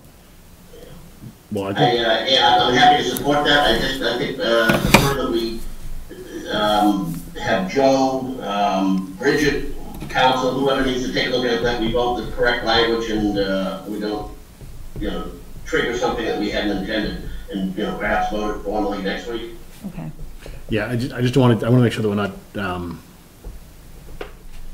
So, when you say that someone can take it as a floating holiday, you're talking about if there's. Just a floating day. But who are you talking about specifically? So if any, right. It's got to be police or fire, essentially, right? But what about the library? Is the library, typically it's open, it's not under typical terms right now. Right. But it has. This is where it gets tricky, and it comes down to 3 years from now, something comes up and says, it's so easy to say, take the day off after Thanksgiving. I wish it could be that easy. Right. But this is I know, and it does get tricky, but because we've discussed it. If you're not, we've talked about this in the past. A lot. And I know something always comes up that it doesn't work, but I don't see why we can't make it work or have it work if we offer, in addition to having that day off, if that day doesn't work for you for whatever reason, then you get a floating holiday, a floating day off, and it's across the board. But you need to use it up by a certain time, and it's not something that's going to happen every year. I just thought it would be a nice thing to do this year, if we can somehow make it work. What Paul has said is, I think, right on point. We need to have you, Bridget, town council potentially, take a look and make sure. The only folks that I think would qualify is the ones that are basically, we have to have coverage on, from police and fire. Right. On that Friday. I mean. Yeah. So it's. Yeah, the first responders. Yeah, I mean, it's just, if somebody happens to doesn't work Fridays, we're not giving them a floating holiday that they can use before the end of the year, because they already have that day off. I mean, you already have that day off. You're a part-timer and you have that day off, so be it. But you know what I mean? So it's. Well, I was still this thinking. Is where it gets tricky. So this is really what I was thinking. The unions start saying, wait a second, so that's where, I absolutely, I've fought for this for the employees since I've been here. And Keith and I battled on this. Right, I know, but how can, why does it have to be so hard? Can we just give everybody a paid day off and encourage them to take it on the Friday after Thanksgiving, because management says that will be easy? And if they don't want to or can't, or that's not their schedule, or it's their scheduled day off, they can work out with their manager when to take it. Well, or how about this? Use it or lose it. Approach it from a different direction. Rather than the day off of the employee, just say, town hall is closed on the day after Thanksgiving and the day after Christmas. If it's closed, you don't come to work. And we can say the highway department's closed. Right. And so that just leaves the first That's a good idea. responders. It's a perfect idea. But the employee's paid that day. Yeah. Yeah. It's not their fault it's closed. Right. It's a water main break, very high likelihood. Sorry if you're on, Nick, Dave, anyone. Yeah, so town hall's closed, highway's closed, the day after Thanksgiving. Library. Library, Well, that's their call, really. If they want the same thing, I assume that's within their power, right? right. And you gotta make them aware of it, but it's not our place really to say. That's not our call, right? There are people who work anywhere else. I'm trying to think. I know. Is it just those two buildings? Well, I mean, you have cemetery, library, Yeah, Elio. cemetery's no Yeah, longer. they're on Whitewater. board. Yeah. Oh, right. Okay. Yeah, I'd say if we can structure it like that, that's, Powers that be. Perfect. I We're going to close, I think it's great to do. Similar to, I thought it was the right thing to do when we during the pandemic, kind of the height of everything with Yeah. police and fire, try to help. all right. So we're going to close town hall the day after Thanksgiving. I'd leave it at that for now. Yeah, See how it goes. Leave it at that. What about highway? Or is it just town hall? It'd be the highway department. too. I'd close highway as well. Okay. All right. And if Chris wants to get cute and say, you know what, if you guys want to come in, it'll be a regular day and I'll trade you because I need to get this job or that job done. Okay. That's, management decision in my mind, yeah.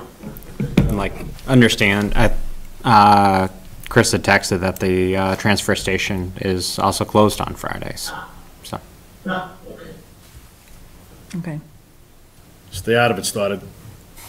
All right. So do we need to take a motion on that?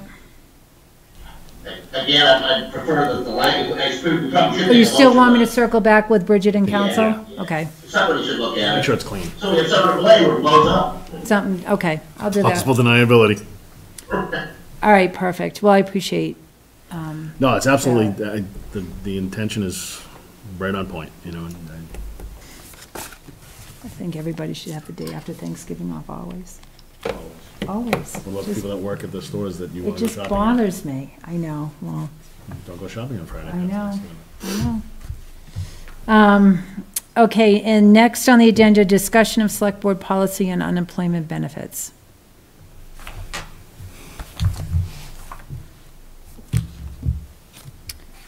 Mr. Layden, I'm not sure.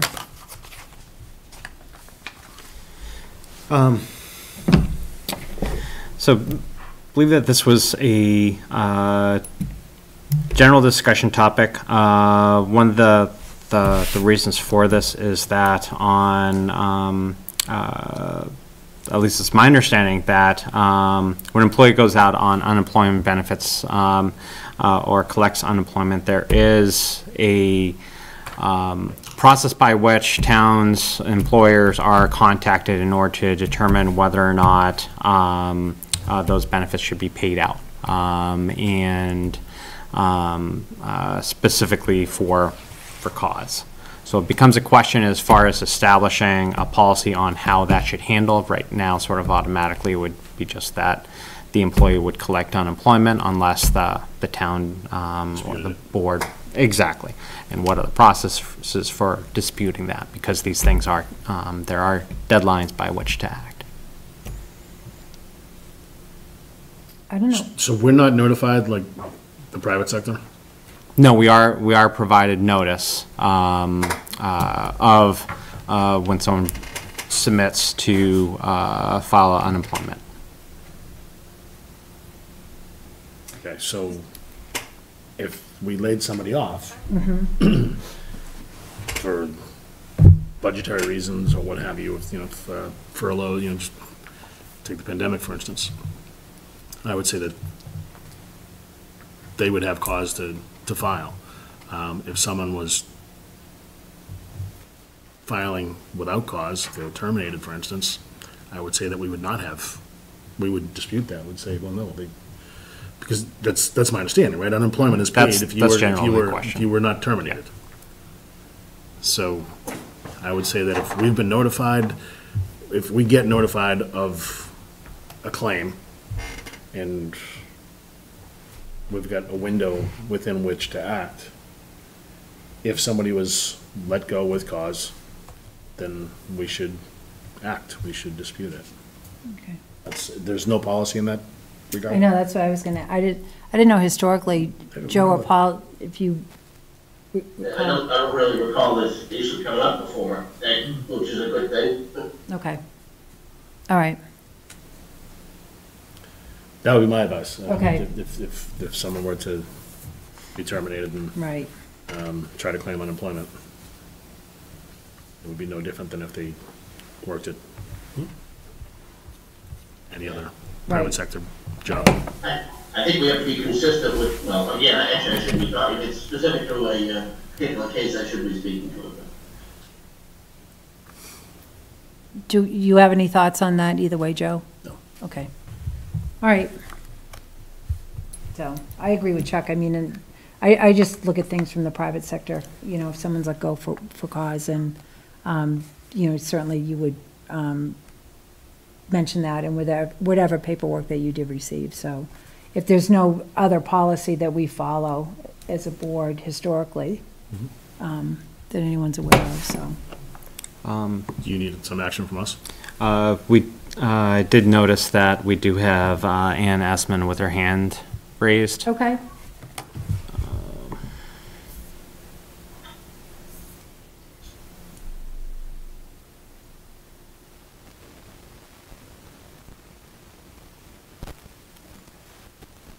Hi all. Hi, Ann. I just thought I'd tell you what the previous policy was based on Labor Council's take on this and what we've done in the past. Okay. Their position has, and Labor being Oakland and Page, their position has always been you complete the unemployment claim as requested by the unemployment agency based on the facts. We don't decide whether they receive unemployment or not, the actual unemployment agency does, the state does. So they always counseled you complete it fully if, no matter what reason it left, whether discharged for cause or discharged for poor performance, whatever, laid off. We complete that, the unemployment agency determines whether they receive unemployment or not. We then get another notification, and if they do find in the favor of the ex-employee and provide unemployment, and we feel that that's questionable, the town does have the capability at that point then to appeal that decision, and we do have an unemployment consultant who helps us with that. Okay. So there is a couple of steps along the way that we can contest an unemployment claim if we feel it's reasonable to do so. Okay. All right. Great. That's good. Perfect. Thank you, Ann. You're welcome. Okay, so we'll just complete the form as Factually. Factually. Yep. Perfect. All right, good. Anything else on that, Mr. Layden? No. Okay. Okay, so next we're on to town administrator update. Update on the reopening of town offices and programs. Madam Chair, if the board would like, perhaps we could skip over that, keep that to the end, and then jump into the public hearings. Sure. Yeah. Absolutely.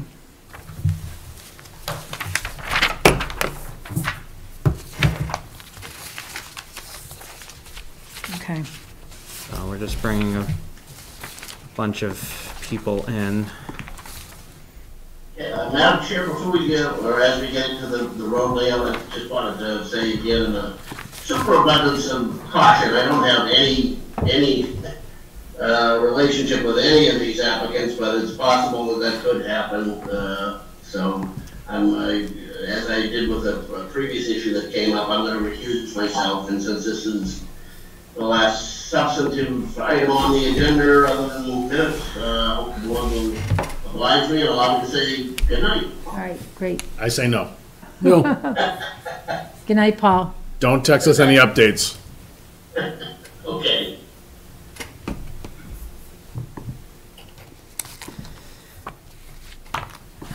Okay. So at least it looks like we have everyone.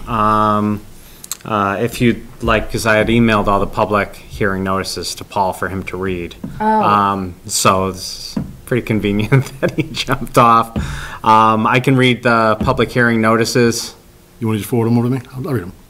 Okay. Oh, the notices, weren't they read? Or did we decide we were going to? No, we did not. Oh, okay. So it's coming in, should be at your iPad soon.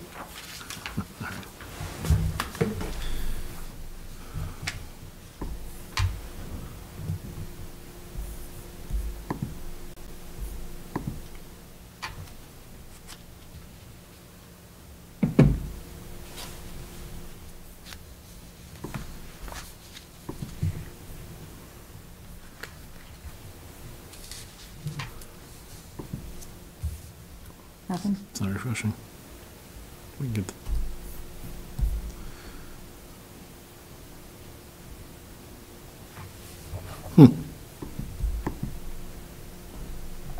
It's really takes a long Yeah, it's time to spinning go right from. now. There we go. Just read one at a time, Joe. Yes. Reading them all. Yes. One after another. Ready, Madam Chair? Please. Okay. Legal notice, Littleton Select Board, public hearing, road layout, Chestnut Lane. Littleton Select Board will conduct a public hearing on Monday, September 28th, 2020, at 7:30 PM pursuant to Master and Law, Chapter 82, on the proposed layout of the following as a public way.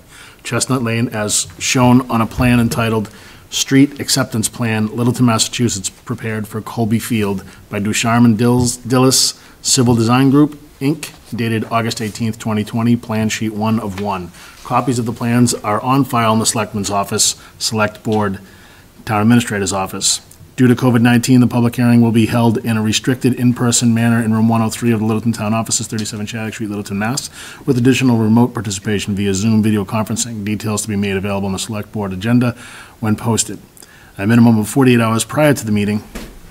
In addition, the public hearing can be viewed live on LCTV or online at https://littleton.vod.castas.tv.vod. Comments thereon may be submitted in writing to the Select Board, Town Administrator's Office, 37 Shattuck Street, Littleton, Mass. 01460, or by email at selectmen@littletonma.org before noon on Wednesday, September 23rd, 2020, or by Zoom participation at the meeting. Littleton Select Board Chair Cynthia Napoli. Legal notice, Littleton Select Board, public hearing, road layout, Field Lane, Cooper Lane, and Vint Lane. The Littleton Select Board will conduct a public hearing on Monday, September 28th, 2020, at 7:30 PM pursuant to Mass General Law, Chapter 82, on the proposed layout of the following as a public way. Joe, should I be reading that as October 5th, or are we okay with, because it's posted this way? We're okay on Because we continued it? the 20th because we I'm sorry. continued to tonight. Okay. Field Lane, Cooper Farm Lane, and Vint Lane as shown on plans entitled Roadway As-Built Plan, Cooper Farm Estates, Littleton, Massachusetts, prepared for M&M Realty Trust by Markey and Rubin Civil Engineering, dated October 10th, 2019, and revised 8/20/20, 20th of August, 2020. Plan AB consisting of 9 sheets. Copies of the plans are on file in the Selectman's Office, Select Board, Town Administrator's Office. Due to COVID-19, the public hearing will be held in the district. You have to read that every time as well? No. Okay. Same as before. Legal notice, Littleton Select Board, public hearing, road layout, Balsam Lane, Fraser Street, Spruce Street, Fir Lane, Red Cedar Way, Douglas Street, parenthetically, STA 6+00 to the end, and Cypress Lane. The Littleton Select Board will conduct a public hearing on Monday, September 28th, 2020, at 7:30 PM pursuant to Mass General Law, Chapter 82, on the proposed layout of the following as a public way. Balsam Lane, Fraser Street, Spruce Street, Fir Lane, Red Cedar Way, Douglas Street, STA 6+00 to the end, and Cypress Lane as shown on plans entitled Street Acceptance Plan in Littleton, Massachusetts, prepared for Durkee Farm Builders Incorporated by Hancock Associates, dated August 20th, 2020. Plan AB consisting of 12 sheets. Copies of the plans are on file in Selectman's office, Select Board Town Administrator's office. Same as before. Legal notice, Littleton Select Board, public hearing, road layout, Edward Drive. The Littleton Select Board will conduct a public hearing on Monday, September 28th, 2020 at 7:30 PM pursuant to Mass General Law, Chapter 82, on the proposed layout of the following as a public way. Edward Drive as shown on a plan entitled Street Acceptance Plan, Bennett Orchard, Edward Drive, Littleton, Massachusetts, prepared for Deca Corp. by Meisner Brem Corp. Dated July 17th, 2020, Plan Sheet 1 of 1. Copies of plans, same as before. Madam Chair, probably just for organizational purposes, I'd recommend that we talk with the developers in order of the agenda so that Cooper Farm Estates was first. Okay. So we can proceed with that and then continue through the rest of the developments. We do have Martin Tuhill as well as Chris Stoddard here on the Zoom call, as well as the proponents. If the engineer for Cooper Farm Estates could first give a summary as far as their request, then staff would be able to proceed providing comments. Okay.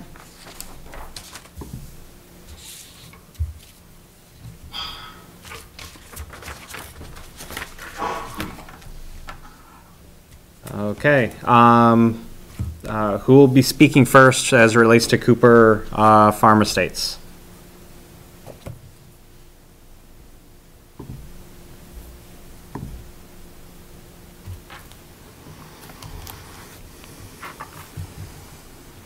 I'm guessing Matthew Is it Mr. Field? or Jennifer.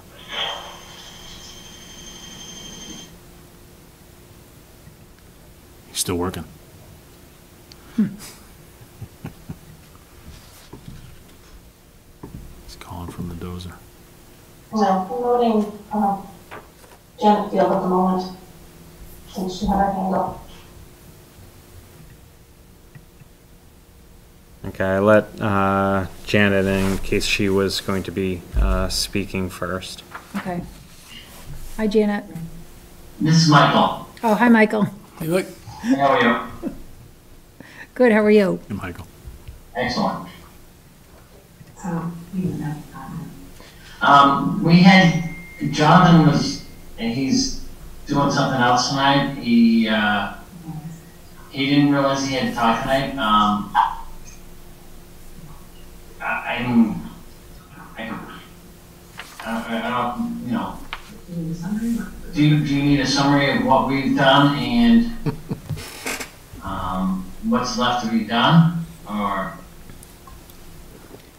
Well, I think as far as the what's before the board is the acceptance of Field Lane, Cooper Farm Lane, Vint Lane. They have gone through the planning board process. Mark can speak to what the planning board had voted at last week's meeting. We also do have Chris Stoddard. One of the things as far as the select board process is that planning board as well as DPW and water need to provide recommendations to the select board for acceptance. Okay. That's one of the reasons why we were continued from last meeting, was because the planning board still had to finalize their review. Okay. Okay. so we have a recommendation from the planning board, right? In the bottom of one page, it says that they voted for, nothing in favor. Do we then hear from Chris Stoddard for his viewpoint? Correct. Martin, is there anything that need to add from the planning board's perspective on Cooper Farm Estates? I think generalization for all of them, the planning board is hopeful that the last few punch list items will get completed on each of these developments. Yep. Okay. So, and then I was on the phone with Chris. I'm just scooting over to see if he's available. Yep. Okay. Yeah, I'm here. Hi, Chris. Cooper Farm, I don't have any issues.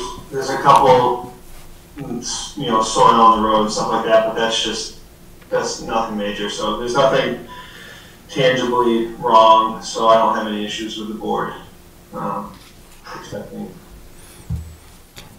So for the board, there was some clarification that I obtained from Matthew Field as well as from Town Council as it related to the proximity of the senior condo development and specifically how remaining construction within that phase of the development generates runoff that then goes into a detention basin. Matthew and then also Chris Heap, Town Council, did clarify that the Parcel F drainage area would remain private, so it would not be something that would be accepted by the town, so that at least alleviates a concern that I originally had in becoming familiar with these developments. For the board tonight, specifically for this, as well as the other 3 remaining developments, I had prepared a revised control sheet with 3 options. One basically recommends accepting the layout and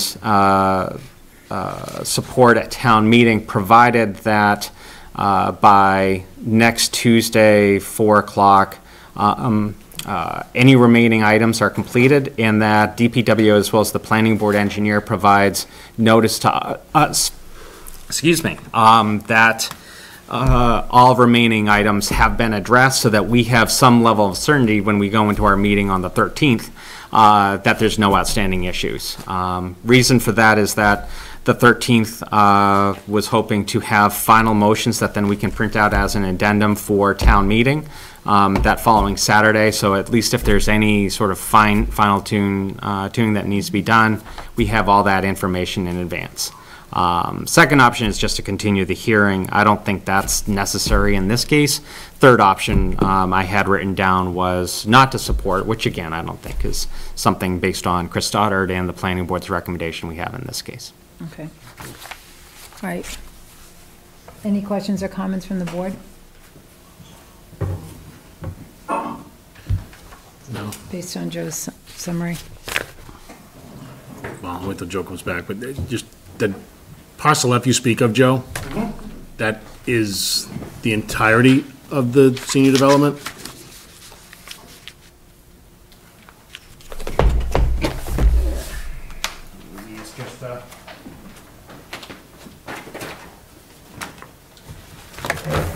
So right down Thanks, here is Parcel Okay. F, and then it wraps around is including all of this. So that all comes down here. This is where originally thought I was picking up drainage coming from over here. That was a specific concern that I had. Okay, well, where's Chris on this? Chris? I'm fine. Sorry. You're if it's, I don't have an issue. You broke up there, Chris. If it's what? If it's private, while staying private, which is what they're saying, I don't have an issue with it. It becomes an issue between them and conservation, not us. So. Okay. All right. This motion covers that. Yeah. Okay. All right. Any other comments from the board? No, I'm all set. If conservation does have an issue, what's the process next? Process is direct enforcement and working with the developer to resolve. Okay. All right. You want a motion? Ready for motion? Sure. Move that the select board vote pursuant to Master Law, Chapter 82, to approve the layout of the private ways known as Field Lane, Cooper Farm Lane, and Vint Lane as shown on a plan entitled Roadway As-Built Plan, Cooper Farm Estates, Littleton, Massachusetts, prepared for M&M Realty Trust by Markey and Rubin Civil Engineering, dated October 10th, 2019, and revised September 20th, 2020. Plan AB, consisting of 9 sheets, on the condition that final plans have been filed with the town clerk by the end of business on Wednesday, October 9th, 2020, and that all remaining construction tasks have been completed and verified as being complete by the planning board's engineering consultant and the DPW director by 4 PM on October 13th, 2020, and to support October 17th, 2020 special town meeting Article 18 for the acceptance of said layout, providing the above-mentioned conditions have been met. Second. Motion's been made and seconded. Any further discussion? All those in favor, Mr. Knox? Aye. Mr. DeCoste? Aye. Mr. Nordhaus? Yes. Cindy Napoli is aye. So that road acceptance is approved. Thank you. You're welcome. Thank you. Now we're on to Chestnut Lane. Yes. With Chestnut Lane, there are also some additional punch list items. I have been talking to Chris Stoddard and Maren about this development as well. Specifically within Chestnut, there are some areas that are behind the curb, basically the berm, that need to be filled in with loam and seeded, stabilization, and there's some areas where there's a drain manhole that is sort of covered with bituminous concrete that would need to be resolved, as well as some sections of berm that look like they may still need to be installed. One of the things as it relates to this development is that Green International has requested that the developers provide them with a response as far as outstanding items and a timeline that they'll be completed, so that by Thursday this week things are completed for Green International to conduct their inspection, so that we can have word for that October 13th deadline that we just sort of read in the last one. Okay. Let me see, I do have a raised hand. This looks like Colby Field, just going to raise him to panelist so we can address the development. Okay.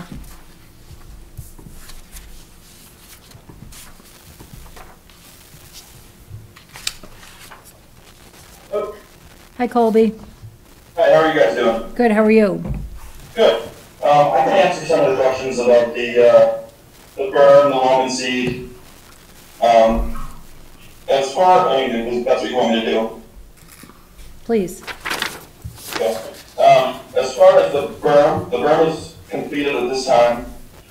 There's an area on the inside of the circle that we left open for snow removal purposes coming down the Chestnut Lane extension. I think that's what is being talked about as complete. I ran that by Green, made a couple notes of it, and everybody seemed to be on the same page. I have some emails back and forth with that. The loan was delivered last week to be spread behind the curb. I just have to get over there with the machine, and I can do that, before Thursday. And Green, my engineer has a finalized set of plans that will be delivered tomorrow, answering all Green's outstanding questions. This is Joe. There is a question as far as whether or not there was an additional drainage easement that was needed. Is that going to be addressed in the revised plans that you're submitting? Yeah, the easement isn't signed, but there's 3 separate property owners that need to sign the easement. They're reviewing it. They will be reviewing it, I'm sorry. As of right now, it's being drafted. I have verbal agreements. I started the conversation with all the abutters, or all 3 of the lot owners. And 2 of them are okay with it. One of them is going to ask his lawyer to read it. And, it's very simple, very straightforward. There's, maybe it's about 2 or 3 feet off the road at most. And that's moving right along, yes. Okay. Colby, when do you think you'll have that done by, like, the 13th? The easement itself? Yes. All 3 signed easements. I mean, we can't take a road and we don't have an easement for the drainage. We need to have all 3 of them. Yep. Yeah, no problem. I'll have them for the 13th. And a bit of a clarification, technically you're not supposed to plow snow from private property into public ways. So by plowing snow out of Chestnut Street Extension into the cul-de-sac is not okay. Okay. Ticky-tack. Mike, just letting you know that. Yeah, Mike Mancuso said that he had ran by you, and that's what you thought was happening there. That's why you thought the curbing was not there. Well, I understand that that's what was happening. I'm just telling you that you're not supposed to. We don't let people plow their snow from their driveways into the middle of the road. That's kind of what you're doing. Well, I wouldn't be plowing it, just the people that are on the extension asked me to do it. In the original plan, it doesn't even show curbing around the cul-de-sac. I just did it as kind of a conveyance to keep the cul-de-sac neat and clean as when the town's plowing it. Mm-hmm. That's fine. That's fine. I'm just letting you know. It's not really what that's designed. Yeah, I mean, as a snowplow contractor for the past 5 years, I know not to put snow in public way. But I mean, as far as the homeowners that live there that are doing their own snow plowing, I can't police them, but I can certainly pass that on. Okay. Yeah, I mean, as long as we have the easements in and we have loam and seed behind the berm, I'm fine with it, I guess. But I do want to see we do need to have the signed easements. And I want to have Green needs to review the easement plans once they're finalized. Yeah, so what I had was, my engineer, they're outlining they outlined the letter of the easement, or like described what is actually going on and where on the properties the pipe is. So I'm sure that Green will, it's not like I wrote it up myself. I had to. No, I understand. But we still need to have Green look at it one more time. Absolutely. I think that will be included with the plan submitted tomorrow. So we're ready for this, right? Yeah, so I think the right thing to do here then is for us to continue this to the 13th, where we have the plans that are coming in tomorrow, and then gives you the opportunity to get that easement signed by all 3 parties too, Colby. Thank you. Okay. So We're going to continue that to the 13th. I'll move that we continue the Chestnut Lane public hearing to October 13th, 2020, time certain, 7:30, Joe? Yes. 7:30 PM. Second. Okay. Motion been made and seconded. All those in favor, Mr. Knox? Aye. Mr. DeCoste? Aye. Mr. Nordhaus? Yes. And Cindy Napoli is aye. So the hearing is continued to the 13th at 7:30 PM on Chestnut Lane. Thanks, Colby. Thank you guys. Have a good night. Thanks. So now we're on to Balsam Lane. Fraser Street, Spruce Street, Fir Lane, Red Cedar Way, Douglas Street, and Cypress Lane. So on this, I'd probably just turn it over to Chris. He's been out there with the developers looking at this and can probably speak more if there's any final issues on that development. Yeah, so I've been out there multiple times with Brian and the developer, and I think they've addressed all the issues that Green had. There was a few handicap ramp issues and right-of-way accesses to the drainage infrastructure. Brian's addressed all that in the plans, and so I'm satisfied out there. I don't have any issues. I know the water department was supposed to go out and check all of the water gates. I don't think they've been able to do that yet. I think they're doing that tomorrow, but as far as I'm concerned, I'm fine with the development. Okay. So at least with that motion, I just recommend that we include water department in addition to DPW by 4 o'clock on the 13th. Okay.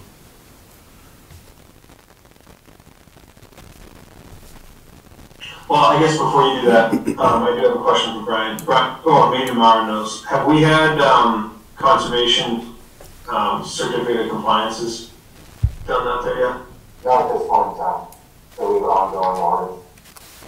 Okay, but so I guess my question then becomes, when the town accepts that as a private way or a public way, does that now make the town required to obtain those certificates? Because that's very unlikely that I'm going to do that.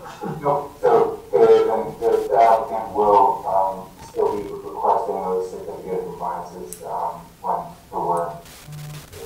when time appropriate. We already have specific lots. It's quite important to the conditions across these projects, and just accepting of the roadway does not relieve them from his responsibility to get those. Okay. Yeah, then I'm fine. I'm satisfied. I didn't hear what he said.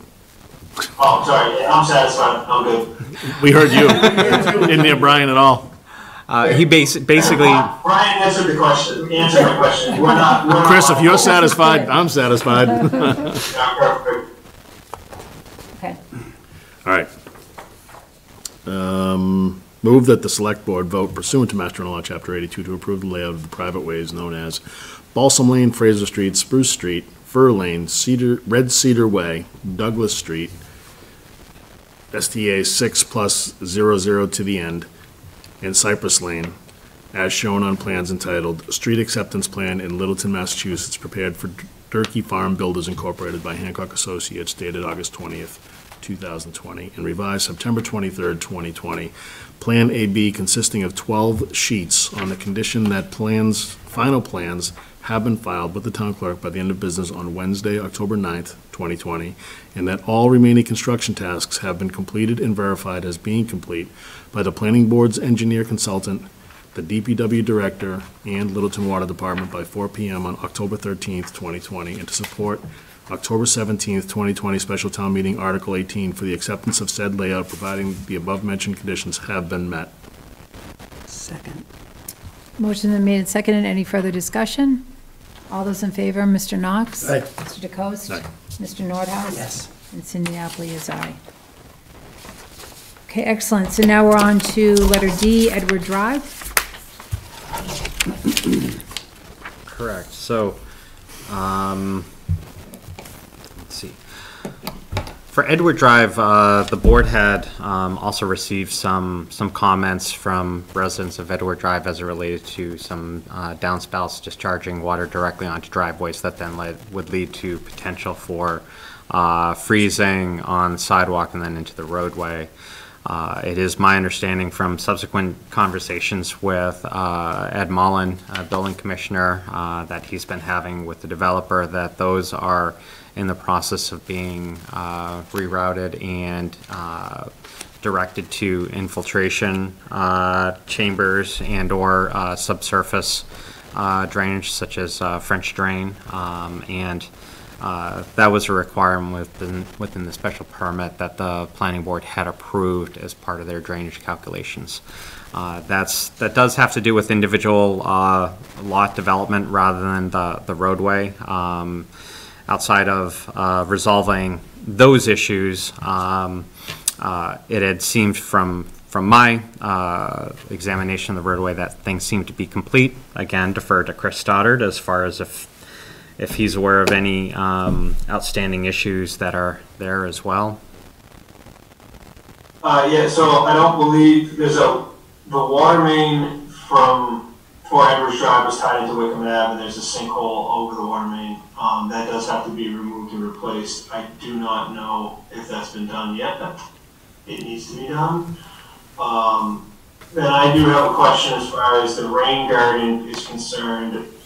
Is that going to end up being town property or not town property? If it is not town property, it's not designed per the plan. It's not a rain garden, it's just a grass swale. I did make the comment that if it is to be turned over to the town as part of the town infrastructure and not an HOA, then I did want it to be grass, so then it is correct. But I haven't gotten clarification from anybody whether or not the rain garden is actually being turned over to us or if it's part of an HOA.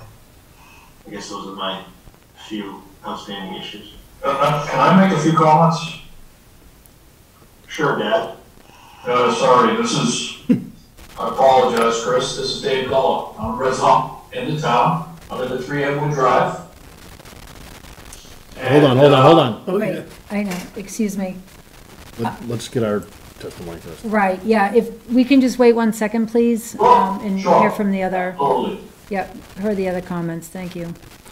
So as far as one of the things that Chris asked was about Whitcomb Ave, there is a cone in the roadway, and it clearly has not been fixed. So there is a patch that needs to be done. So that's an outstanding item. Regarding the rain garden, it is currently grass. There was grass seed when I went there. Looking at the as-built plans, it's a little less than clear whether that was supposed to be privately maintained or was going to be part of the acceptance. And if there is anyone here representing the development, that would probably be a good thing for them to opine on. Okay. So I can answer some of that. My name is Ian. I'm an engineer representing the builder, Becker Corp. So the rain garden right now is on private property. It's on lot 28. There's an easement over that.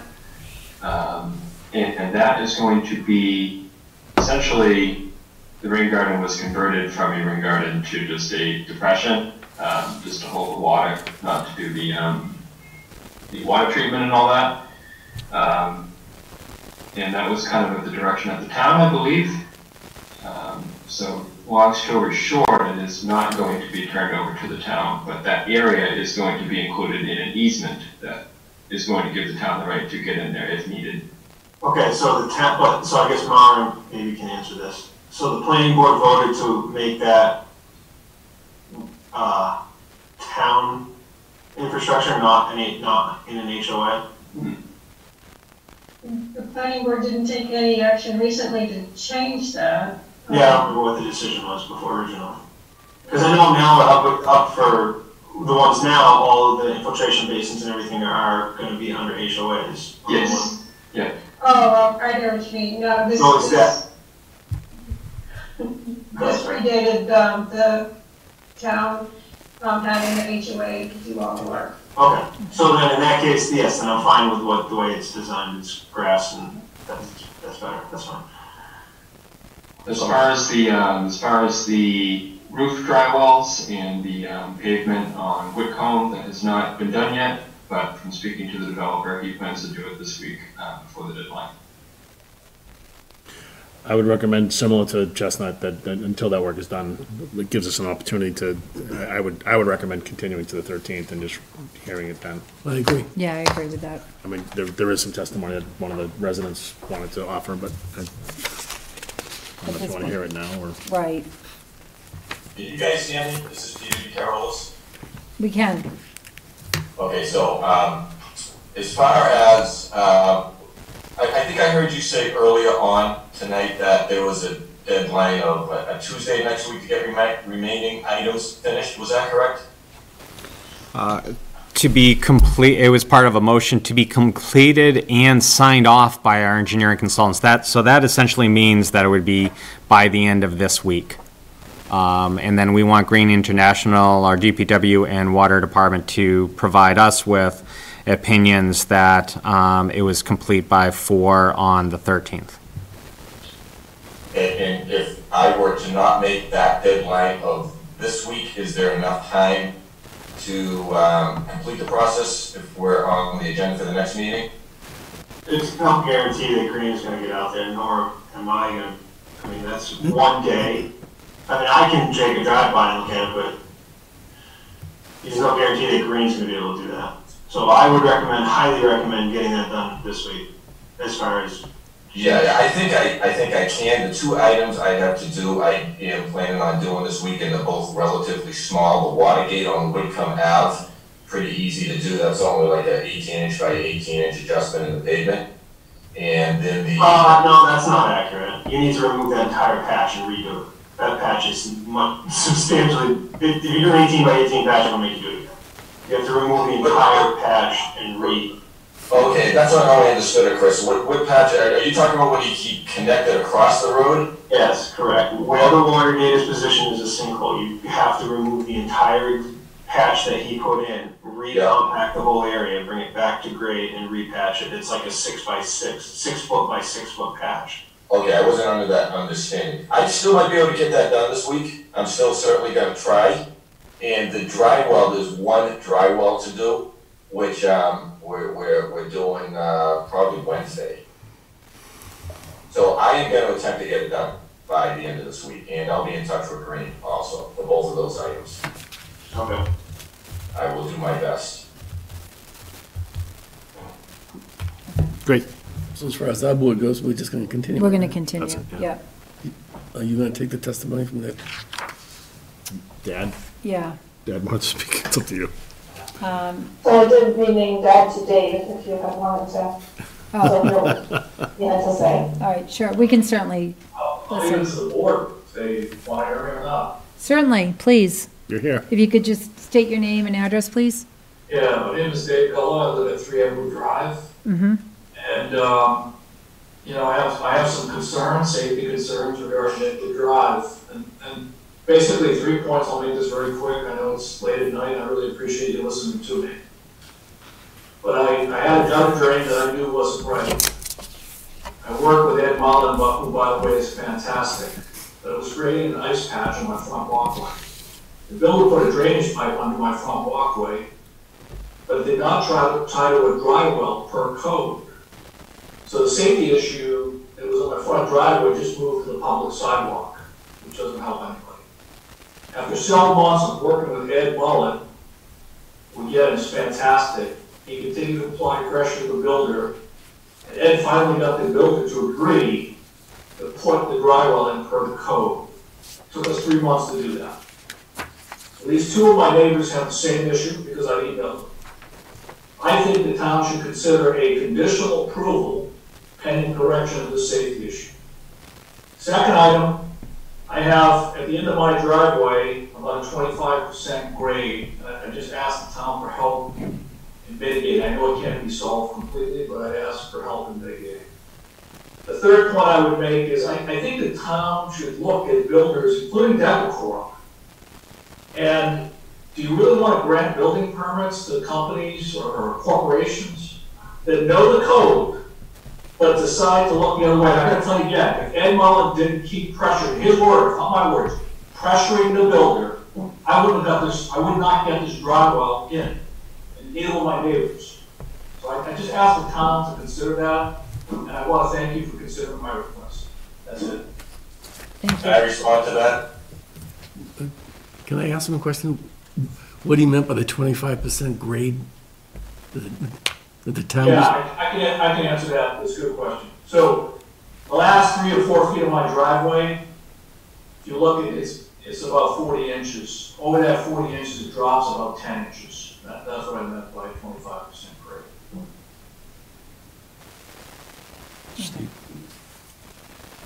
Steve. Okay. All right, thank you. Can I say one thing? Thank you, board. You're welcome.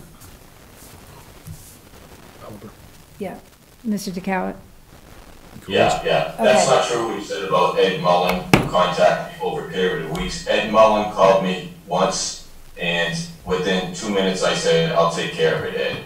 And the initial fix was, as Dave said, to run the pipe under his sidewalk. He and I had verbally agreed to it. And then a month or so after that, I got the call from Ed, which I immediately agreed to put the dry well in.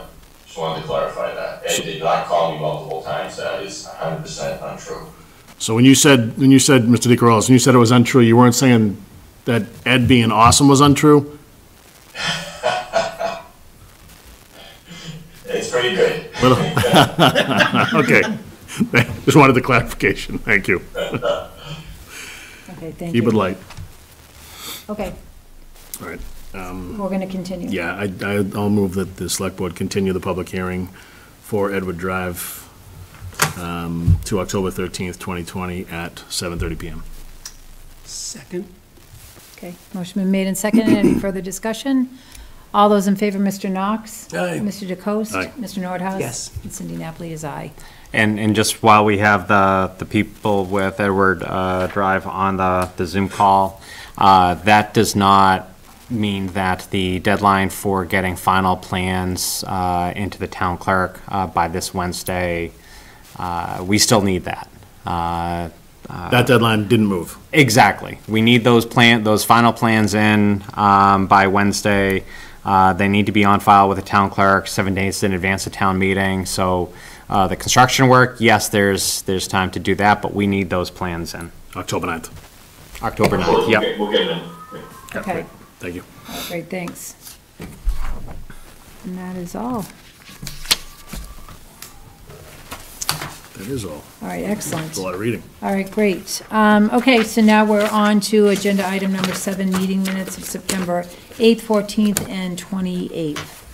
Did members of the board have any questions or comments about the minutes? I had one correction. Okay. It was on the 8th, item D.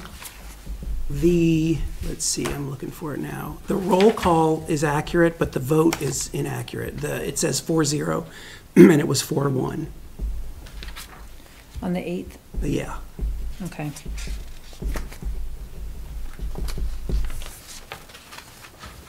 It's on page, It's number 6D, right? yeah, 60. Yep, that's right. Okay. Yep, All right, so we'll get that.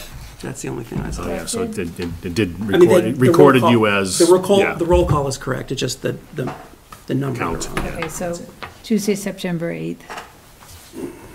It's amended. All right, any other questions or comments? Okay. Move the select board vote to approve the regular session meeting minutes for September 8th as amended, and September 14th and September 28th, 2020. Second. Motion's been made and seconded. All those in favor, Mr. Knox? Aye. Mr. DeCoste? Aye. Mr. Nordhaus? Yes. And Cindy Napoli is aye. The motions are approved as amended and as written. And that concludes our meeting for this Almost. evening. Almost? Oh. I know you were skipping over. Oh, I'm I like- did. I totally forgot about you, Joe. Joe who? Who? Okay.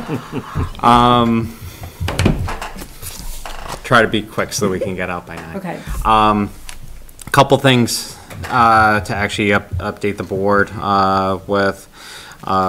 So as a reminder, because of last week's rain, although it didn't really become a rain event, I think we all predicted, the work within Shattuck Street was delayed to Thursday this week.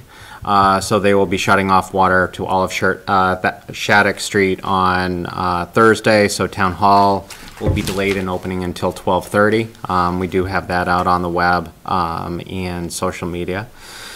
Also, tomorrow morning, we'll have a special town meeting, prep meeting with town moderator, town clerk, LCTV, and a whole bunch of people to make sure that we have our final steps and actions for a special town meeting nailed down. Vendors have already been contacted and lined up so that we're in good shape. All of the special town meeting reports have been delivered. It's also online. And on Friday, we're scheduled, Tim Goddard, town moderator, and I to do a summary of the special town meeting warrant. One of the things just to try to see from the board's perspective as far as how to proceed with reopening, we had as the beginning of the meeting with Park and Rec, initial discussion regarding Oktoberfest, but the same issues arise as it relates to looking at other programs. Specifically as far as we are getting calls, or rather EHS is getting calls on inquiring about senior tax work-off program, also about doing some low-intensity activities such as crafts within the multi-purpose room. Park and Rec is looking at also scheduling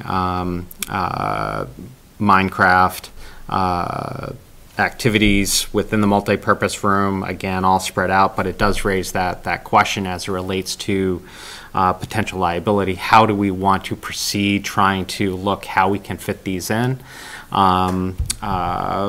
We've already been communicating with Jim Garaffi and the fire chief. Becomes a question as far as, especially with senior tax off as well program and some of those in-building activities, how we want to go about by making a decision as far as evaluating risk. We're talking about groups of 10 to 15 that would be in multi-purpose room once you take into consideration any leaders or staff that's needed to support those people. You know, how do we identify what is a reasonable risk in bringing back these programs? You know, should we have this as a discussion for a future meeting? Should we bring in any other boards such as Board of Health, COA, to talk about how this would work? There are some logistic issues that we've identified as far as say setting up programs for a specific run time, as far as say a 5-week program, allowing for 2 weeks in between before another one starts up so that you can sort of gauge how it's going. Separations between morning and afternoon so that there's adequate time to decontaminate using some of our the misters that we have acquired to make sure that surfaces are decontaminated and sanitized before then starting up with another program. There's some of these logistic things we're trying to work through, but one of the main things ends up being that that deductible issue that we discussed earlier, and you know, what is a acceptable level of risk to sort of introduce within town hall. When you're dealing with potentially 100 or something people, there's I think a different calculus that happens. If we're dealing with 10 people, separating them out, making sure that there's ample space, and that we're cleaning before, after, and also doing proper documentation as far as what we've done, then there may be a level that the board may say, you know what, maybe it is something that we can proceed with. But before we spend too much time sort of developing programs and all of that, wanted to bring it in front of the board to identify, you know, how do we want to handle that, and continuing with bringing back some operations within town hall. Right. I mean, personally, I'd really like to hear from Ashley, as you know, with respect to the seniors. I know, you know, a lot of them have been isolated and really need that socialization, or maybe there is some certain programs that are integral to their health and to their well-being, mental and physically, that maybe she's considering as a priority.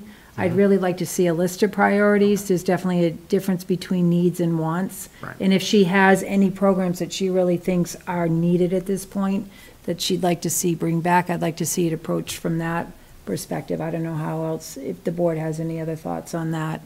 But that's just me personally. I wouldn't mind sitting down with her and the COA board to really talk about that, what they're thinking. I guess my first instinct is if they're adhering to best practices and the guidelines that the state or the CDC has laid out as far as, you know, distance and population in the room and so forth, that's probably fairly low risk. But I wonder if where the problem comes in is getting there and going home, and, you know, like you're traveling in a car with someone, or you're, you know, someone's helping you out of the car, or, you know, helping you in. That may be where there may be more of a risk there than actually doing the program. Mm-hmm. I don't know, Yeah. but it's something to consider. But I would say I don't think there would be a significant inherent risk in doing it if you did it well, if you did it according to all the rules. Mm-hmm. Joe, do you have any thoughts? I think we probably should have people come in and talk about exactly what the exact program is, just like you said. Let us consider that first before we go any further. Yeah. You're 100% right, too, about the mental health and the physical health of people. Socialization. We have to get socialization back, so let's find a way that we can get it done within the guidelines that you just had mentioned. Yep. Yeah. So, for example, one of the things we're going to be discussing at department head meeting tomorrow is senior tax work-off program, and specifically as it relates to what tasks could departments use help with. There's some that it's outside. There's some trail work that conservation's identified. There's some painting projects. But some of the traditional assistance we've gotten has been clerical assistance, maybe processing of papers, making copies, scanning documents. A a lot of those things deal with having space within office that we have a hard enough time finding a seat sometimes for our full-time employees or part-time employees, never mind senior tax work-off people. So we're trying to get an understanding as far as if we had additional space, could we have them working in additional space if everything was provided? What resources would we need? Because it's not as easy as saying, well, just invite them in and they'll do work, but not having the space, not knowing some records really can't be out of the care and custody of that department. So we're going to have a discussion tomorrow just to find out what we can do, because that will also have an impact. And because they're not employees and it is part of a program, that same deductible applies to them. So we want to make sure that as we are looking at things, we're taking a very close and detailed look at how we could utilize it and what safety elements could we put in place to make sure that staff as well as people within the program can maintain necessary safety, while then also doing some of the tasks that ideally would fall under that Right. program. So we're having that discussion tomorrow. If you'd like, we could, for the 13th, schedule 15, 20 minutes to sort of talk about that as part of an ongoing conversation. Right. Well, we've got some policies they could bring home, some regulations they could look over. You Help might us be able, organize. that might take a lot of Some work at home time projects. to work on.